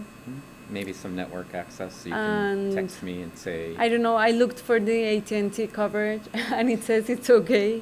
So I Oh, don't it does? know. Okay. Yeah. So I'm thinking maybe not like high quality Twitch transmission kind of No? internet, but No? Well, I can show you how to stream from your phone to Twitch if you want, but it would have to be to your own account. yeah. So But yeah, I think it's actually just one button push on your phone. I think it should be okay. And then you could show everybody what you're doing. Ah, it's so pretty up Have there. you fully fixed your fishnet tan yet? No. Still Not at there. all. I haven't worked on it Okay. at all. It'll get cleared up pretty quickly, I bet. Well, I'm thinking, What did Carlin say? It was like 90 degrees there the other day. yeah. The thing is that it's still a little crazy, so it's like cold day followed by a hot day. But I'm packing shirts for sure. Good. Yeah. The nice part about warm weather clothes is you don't need a lot of it. So Yeah, I'm just packing like one shirt and then clothes for the field and then warm pajamas for the evening. It should be cold. So, yeah. yeah. Did you take out the sleeping bag and try it? Not yet. And I'm also planning on doing it with the tent? with the little mattress. Oh, no, the air mattress. I already took out The air mattress tent. is hard to get back into the bag, just to let you know. You have to really squeeze the Okay. air out of it. So I just want to make sure I know how everything works. Commander Shafard says, I hope you enjoy your trip and stay safe. And Bluesy says tripping is scary, but I think they mean like tripping and falling, not tripping and blowing This up one's your- an asymmetric cyclotelloid.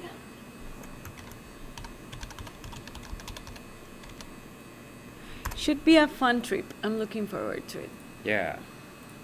I'm gonna just have to, we'll all have to live vicariously through your pictures or whatever, so send us some photos from the field, post something to Yes. Facebook maybe. And then just make it look like you're having a great time even if you aren't. I'm sure I will, though. And when I stream and you're supposed to be here but you aren't, I'll just put your little pictures that you send us in the corner. Ah, there you Little go. field trip photos. So. You can just print a picture of me and just like cut it out and put it here. So I'll be there. A cardboard cutout. A little cardboard cutout? Yeah. That'll be good to have for any time, really. And I can leave it for Sylvia to play with whenever I'm done She with feels it. like it. Yeah. She'll be like, oh, Laura's here. We're having tea. Nice tea company. It's good. Yeah.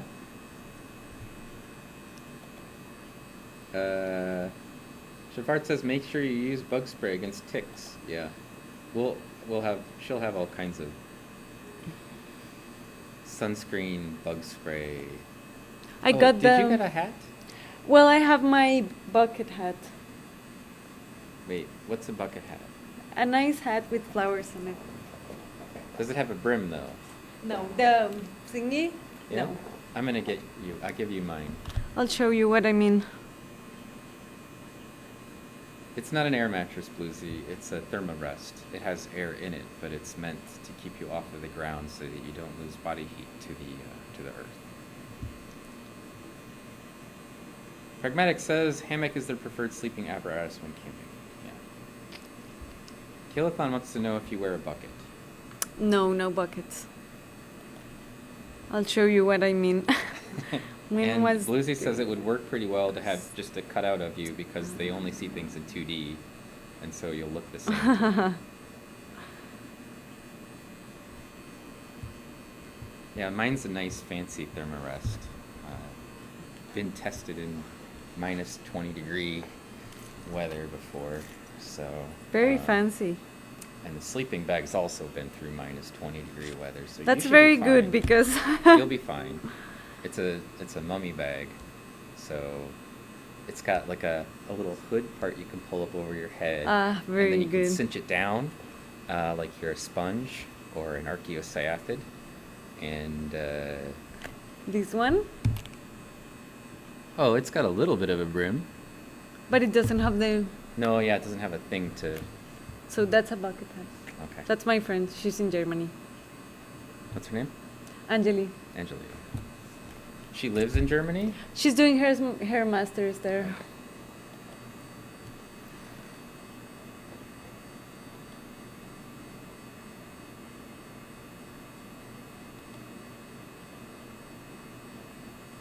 I slept in that tent and that sleeping bag, and we snowshoed into. Ooh, okay, that's enough. We snowshoed into Yellowstone National Park, Oh wow. into the backcountry, and yes, I saw. For fun or for science? I saw wolves Wow. while we were there for science. Okay, yeah. We went to Crevice Lake, which is right on the border between Montana and Wyoming in the park, and so on the north end of Yellowstone National Park. And we snowshoed in, and then the first night we were there, the temperature at the closest weather station to me was minus 39 degrees Fahrenheit, No. which, if it had been minus 40, I believe is also minus 40 Celsius. I think Ah. that's the same where they join. Okay.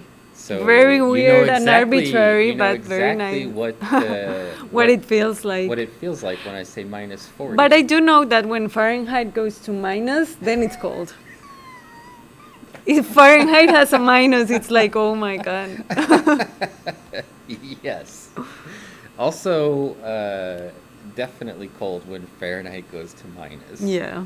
And my sleeping bag is rated, I think, for minus 20. And I So I don't know need if it to was bring a minus- blanket. A blanket won't help you in a sleeping bag, actually. It's counterproductive. Well, I always put it Uh, inside. It's counterproductive. Doesn't help. No, the sleeping bags are meant for your body to be sort of to trap the heat on your body. So Okay, if you so put a no blanket blanket for inside, me. it usually makes things worse. Not in a useful way. At least that's what they told me when I was buying my sleeping bag. Oh, Yeah, that's a Star Syra. do we want a picture? No, we have. I've got some nice Yeah. ones from before you came earlier today. So it was rated to minus 20. I don't know if it was actually minus 40 where I was sleeping, but I set up my tent in the snow, and then I opened up a bunch of those little hand warmers, Yeah. and I stuffed them inside Oh, in the tent, inside the sleeping bag. I with don't me. think I could have And I was done that. fine. I was fine until I had to go pee in the middle of the night. Yeah, and not then very I froze nice. after that because I came back from peeing and I was like, whoa, Oh, and I couldn't get warm enough again, really. yeah, So that it's happens up. to me. If I get cold, I stay cold. Nothing, Yeah. nothing that can be done. Mm-mm. But the second night we all moved into, there's like a little ranger's cabin that other people were sleeping in, and we all moved into the ranger's cabin, and I just slept on the floor in there because it was much warmer than it was outside. Yeah. And there was a guy there that was with us who had a military tent, and he had this like really he wanted to just like tough it, to sleep outside and just tough it.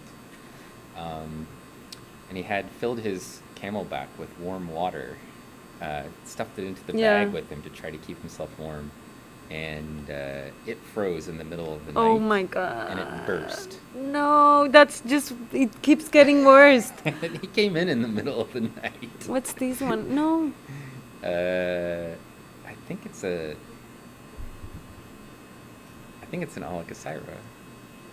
Yeah. Oh yeah, it's all covered. And so he came in the middle of the night. Everything All was wet. wet. Everything was Oh wet. my god, such a And, bad idea.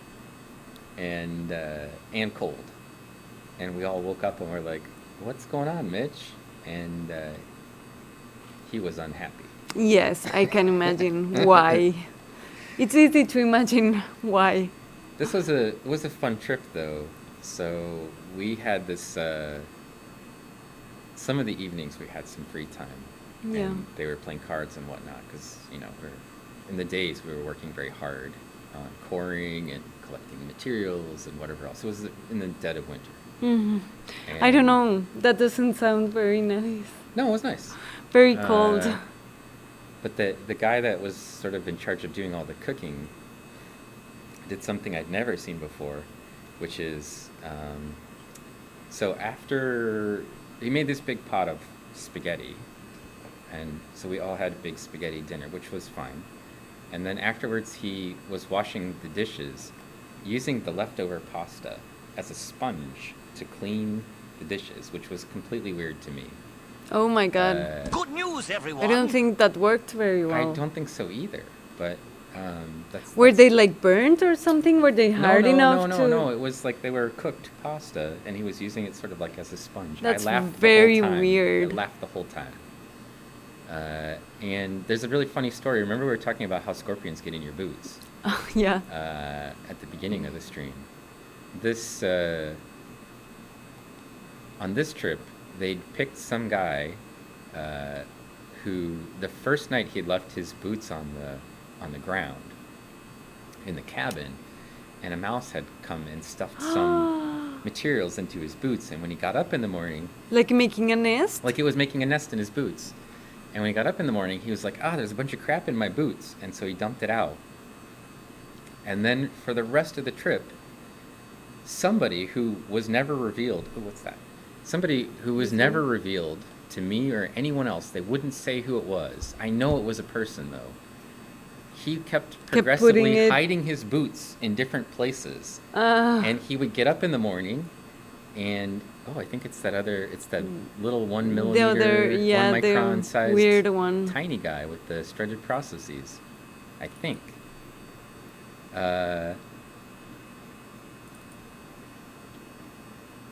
There's a strutted processes. I think it's the same one. Yeah. So he would progressively move his boots to different places thinking it was the mouse, and nobody ever cracked. Like, nobody. And when he wasn't around, I would be okay, like, he's not here, just tell me who's doing this. And no one ever said it? No one would say a word about who it was who was doing it. So he had his boots. What did I do? Turn them upside down, and he stuffed his socks in them. Yeah. And then he would get up in the morning, and there would be, like, junk inside between the sock and the tip of his boot. Yeah, and then yeah. the next morning, he hung his boots over, like, a little clothesline. And they would be again? stuffed in his boots every morning. And nobody ever cracked. And to this day, nobody ever told me who it was. Or, like, I got there, they'd already been doing this for several days. So we got there, like, on a Wednesday, and they maybe started this on Sunday. And so, like, 3 days into it, so it was definitely not me, right? But nobody ever cracked, and they wouldn't tell me who it was. And so to this whoever was day- doing it, just, like, totally, and they would get up every morning, and everybody would be like, what? How did the mouse get, like, up there? And whoever it was never cracked. Like, But I did that's the have a kind of mouse pranking- situation. You had a mouse situation? Yeah. With your boots? Not my boots, but my bag. You put stuff in your bag? No, we were at this hostel in the Pacific coast of Colombia, which is like you're either on the sand or on the rainforest, like no in between. It's just a really sharp ecotone. Yeah, it's like now you're in the rainforest, now you're in the sand. That's it. And the hostel was like half and half, like. And we were in this room, and we got some food, like in hostels you cook and things. So we had like eggs and butter and some cookies. So the first night we left the bread on a shelf, and the mouse got it. So he built like a hole in the bag, and we were like, damn it, the bread. So the next night, we put all the food in my bag and we hung it from a line that was in the room. And this mouse, the next day, It got up on the line? they got up on the line and they chewed through my bag. Maybe the mouse was actually doing it. Maybe there was never a prankster. Because there was a hole, and I was like, oh my God, what if it's still in the bag? So Marco just was brave enough to like peek, and he was like, okay, it's empty. But the butter was chewed on, and I don't know, I think the mouse only ate part of the butter for some reason, like butter, just plain old butter. I mean, you only need a little bit of butter to go with the bread. You don't want to overdo it. Yeah. So I had a bag that had a hole on it because the mouse, I don't know how it did it. So Maybe it was actually the mouse doing it. I have no idea. All I know Well, is no one ever cracked. in my experience, it could be the mouse because No I had a one mouse situation ever before. cracked. I grilled them after they left. I was like, come on, you can tell me. Like, I'm not going to say anything. I would not tell the person. How did you name this one before? I don't know. Thingy? Oh, Smolly. Oh, Small thingy or something? yeah. We'll find it.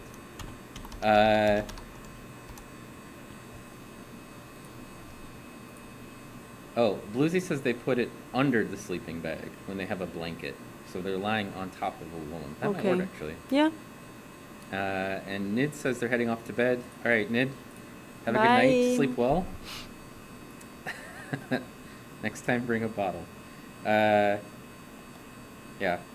So, I don't know what was going on with the mouse, but I never found out.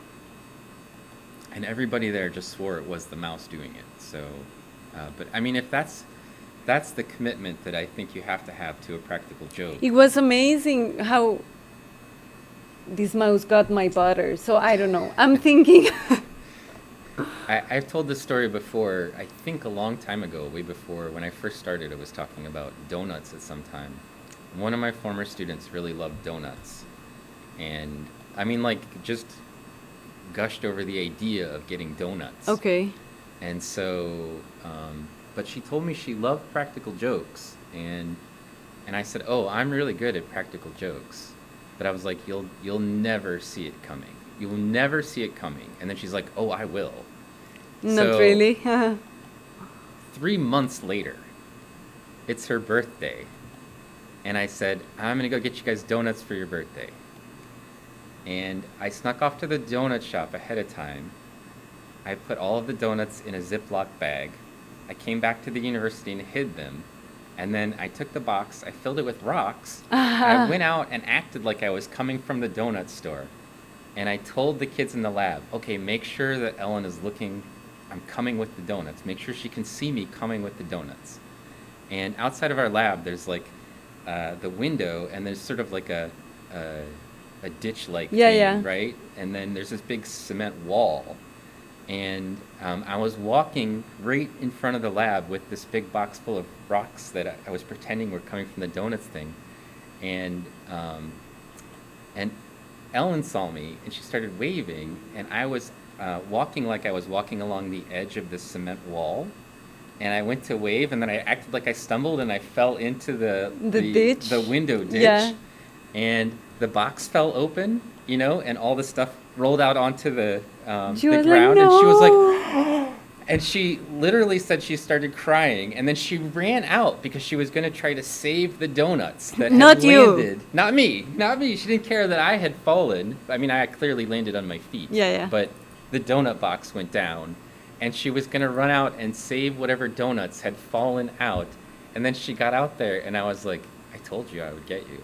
It was 3 months later.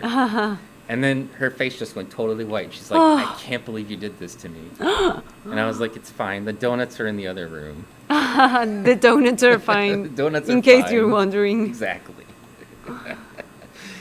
It was epic. But for months, she was wondering what I was going to do, and she was paranoid. And she kept looking, and I just waited for the moment when I knew she was no longer paying attention. Yeah. And then I did it. That's how I roll. You gotta Dedication. Yeah, you're gonna commit to a prank. You gotta commit to the prank. So don't tell me that you like pranks unless you expect me to get you. I will Yeah. get you. whatever it is, you will get surprised. Whatever it is, there's no way you will see it coming.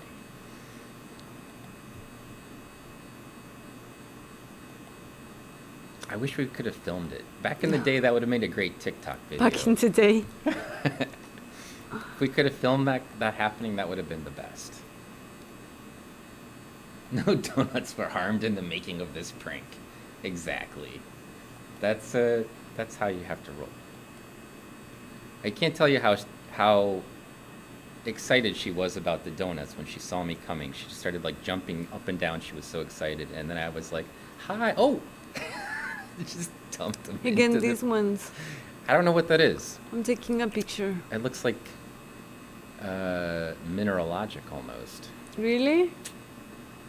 It's not a diatom. I promise. Outside of that, I don't know.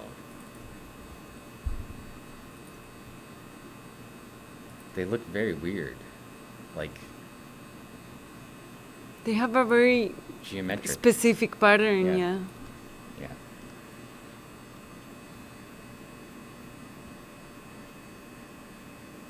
Well, it's almost 5:30. Do you want to stop up at Yeah. 5:30? Yeah, we probably should. So maybe one more nice photo of something, and then that's probably it for the day. Otherwise, I will get in trouble for spending too much time on the SEM and not coming home to help clean for the guests. So, and I will check with Carlin about what we're doing about dinner. So, I think she's making dinner, but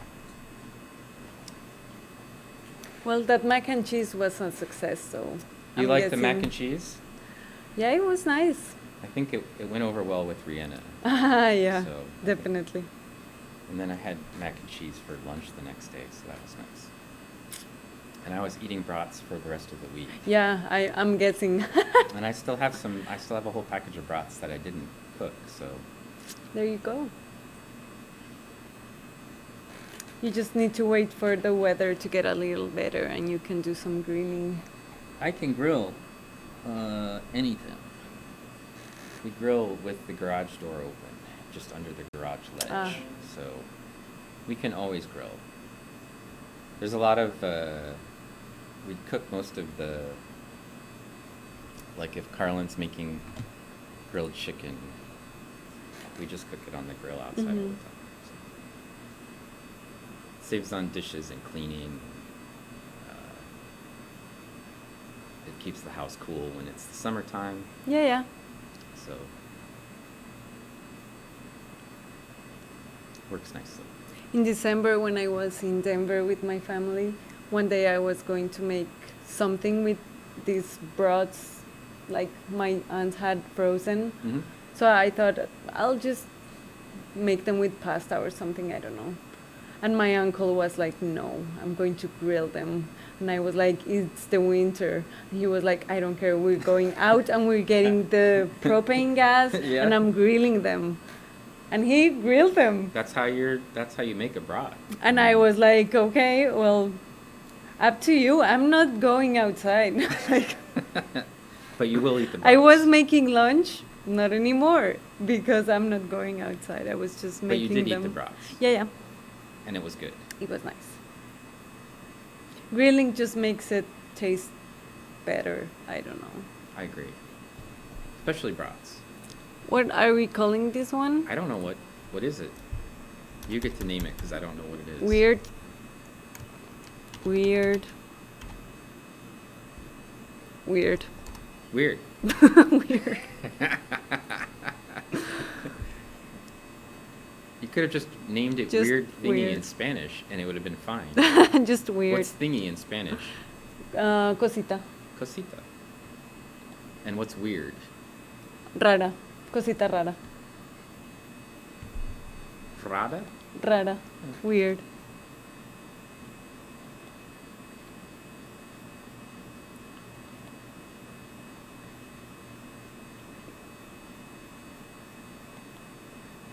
It's good that I know that one just in case somebody's calling me weird. Ah, Or thingy, for that or matter. thing.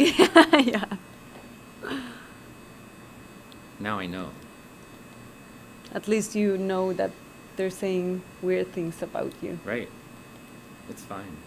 I don't mind people saying weird, then I'm a weird thingy. It's a compliment. I'm special that way. Yeah.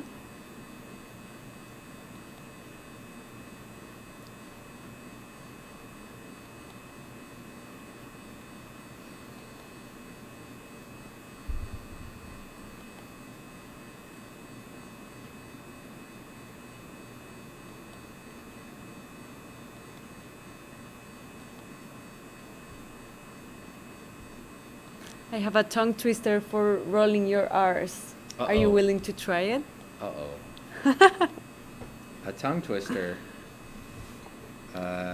Did we do this before? We had a tongue twister day, but it didn't involve any. No rolling R's. Yeah. You've been looking up tongue twisters just for this occasion? No, I just know a lot of them. I don't know why. Oh, okay. I guess I like tongue twisters. I don't know. I think you were here when I was talking about that. I was making up tongue twisters? Yeah, yeah. Okay.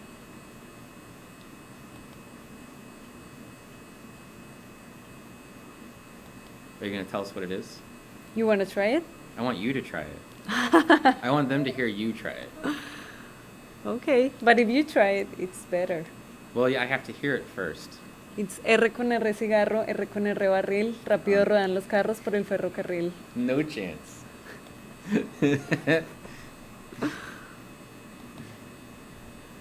A lot of R's. I can't even figure out the words in between the R rolling. It just sounds like you're going. Trr, trr, trr, trr. I can do it slower. R con R cigarro, R con R barril, rápido ruedan los carros por el ferrocarril. That is definitely a tongue twister. Yeah. It's meant to teach little kids how to roll their R's because a lot of little kids say it weird. How do the little kids say R's? Like an L. Yeah. So like L con L cigarro, like yeah. Like the tongue is where it's supposed to be, it's just not rolling. Yeah. So Well, I think we found the edge. no. But it's the sort of edge Of the sample? where the sample is stretched. Yeah. Probably. It's piled up. But we haven't found that last one.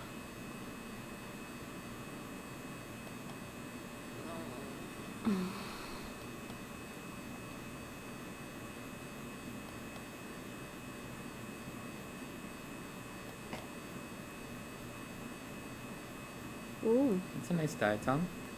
It's an interesting Alakasira. Alakasira. Yeah. I should come up with the tongue twisters that are just diatom based. Well, some names are good enough, so I could definitely come up with some diatom yeah. tongue twisters. If you zoom in, can you see structure inside the areolae? Oops, wrong way. Yep. I don't think so. There's something in there. No. I don't know. It's not clear what it is. No. Though. That's I okay. don't know. It's good enough. It's close enough. Yeah, I don't know. I know a lot of tongue twisters for some reason.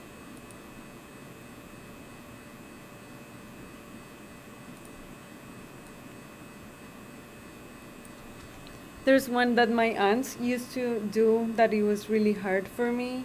And I don't know, when I grew up, I tried it again and it was easy. So I just guessed I was too little to understand. I don't know.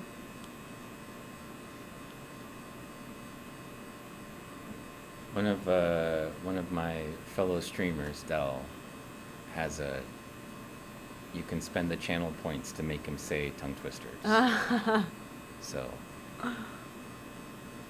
and he does pretty good with them.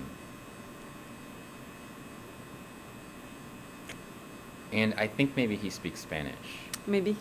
So We can We have should- a tongue twister we should competition. find him and then make him do it in Spanish. And The see how he R1? does. Yeah, see how he does. I have a bad one.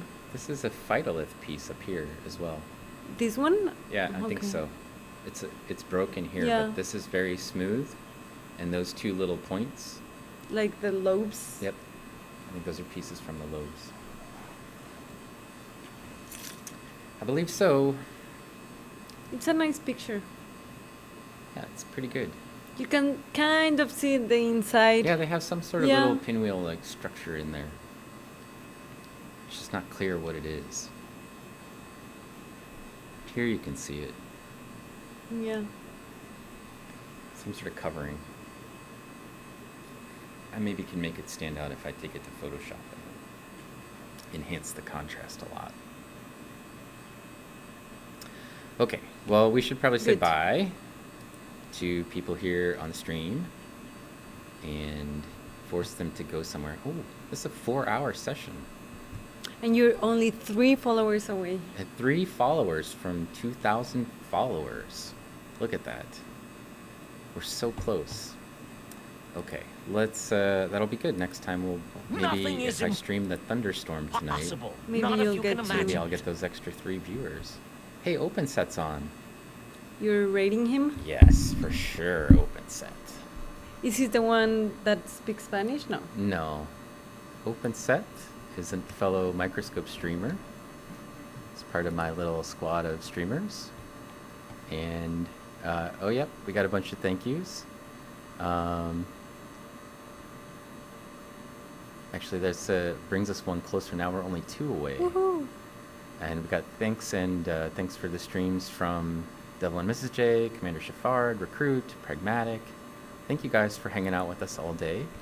And I'm sure you all know OpenSet, but if you don't, you should There you stick go. around and go visit with OpenSet. Oops. He's Thanks, Commander Shepard. I will.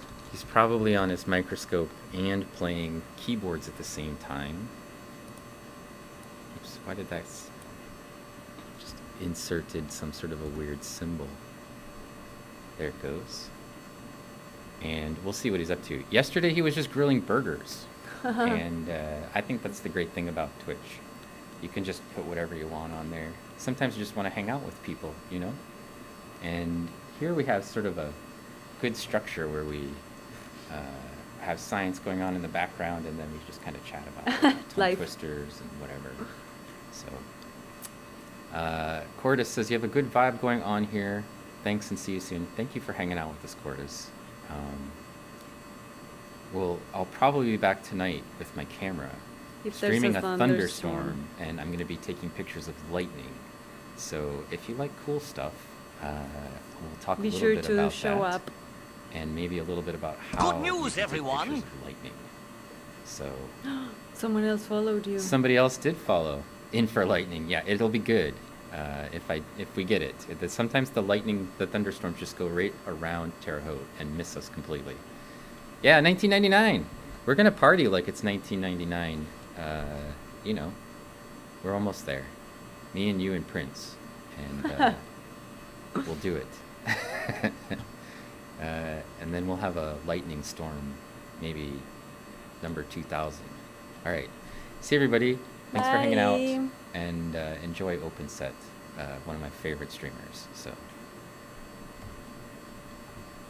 we'll see what he's up to. Oh, he's doing some sort of crazy here. Kaleidoscope kind of thing. Yeah, but he's got his, usually he does like streams microscope stuff that he augments. So I can do that. I can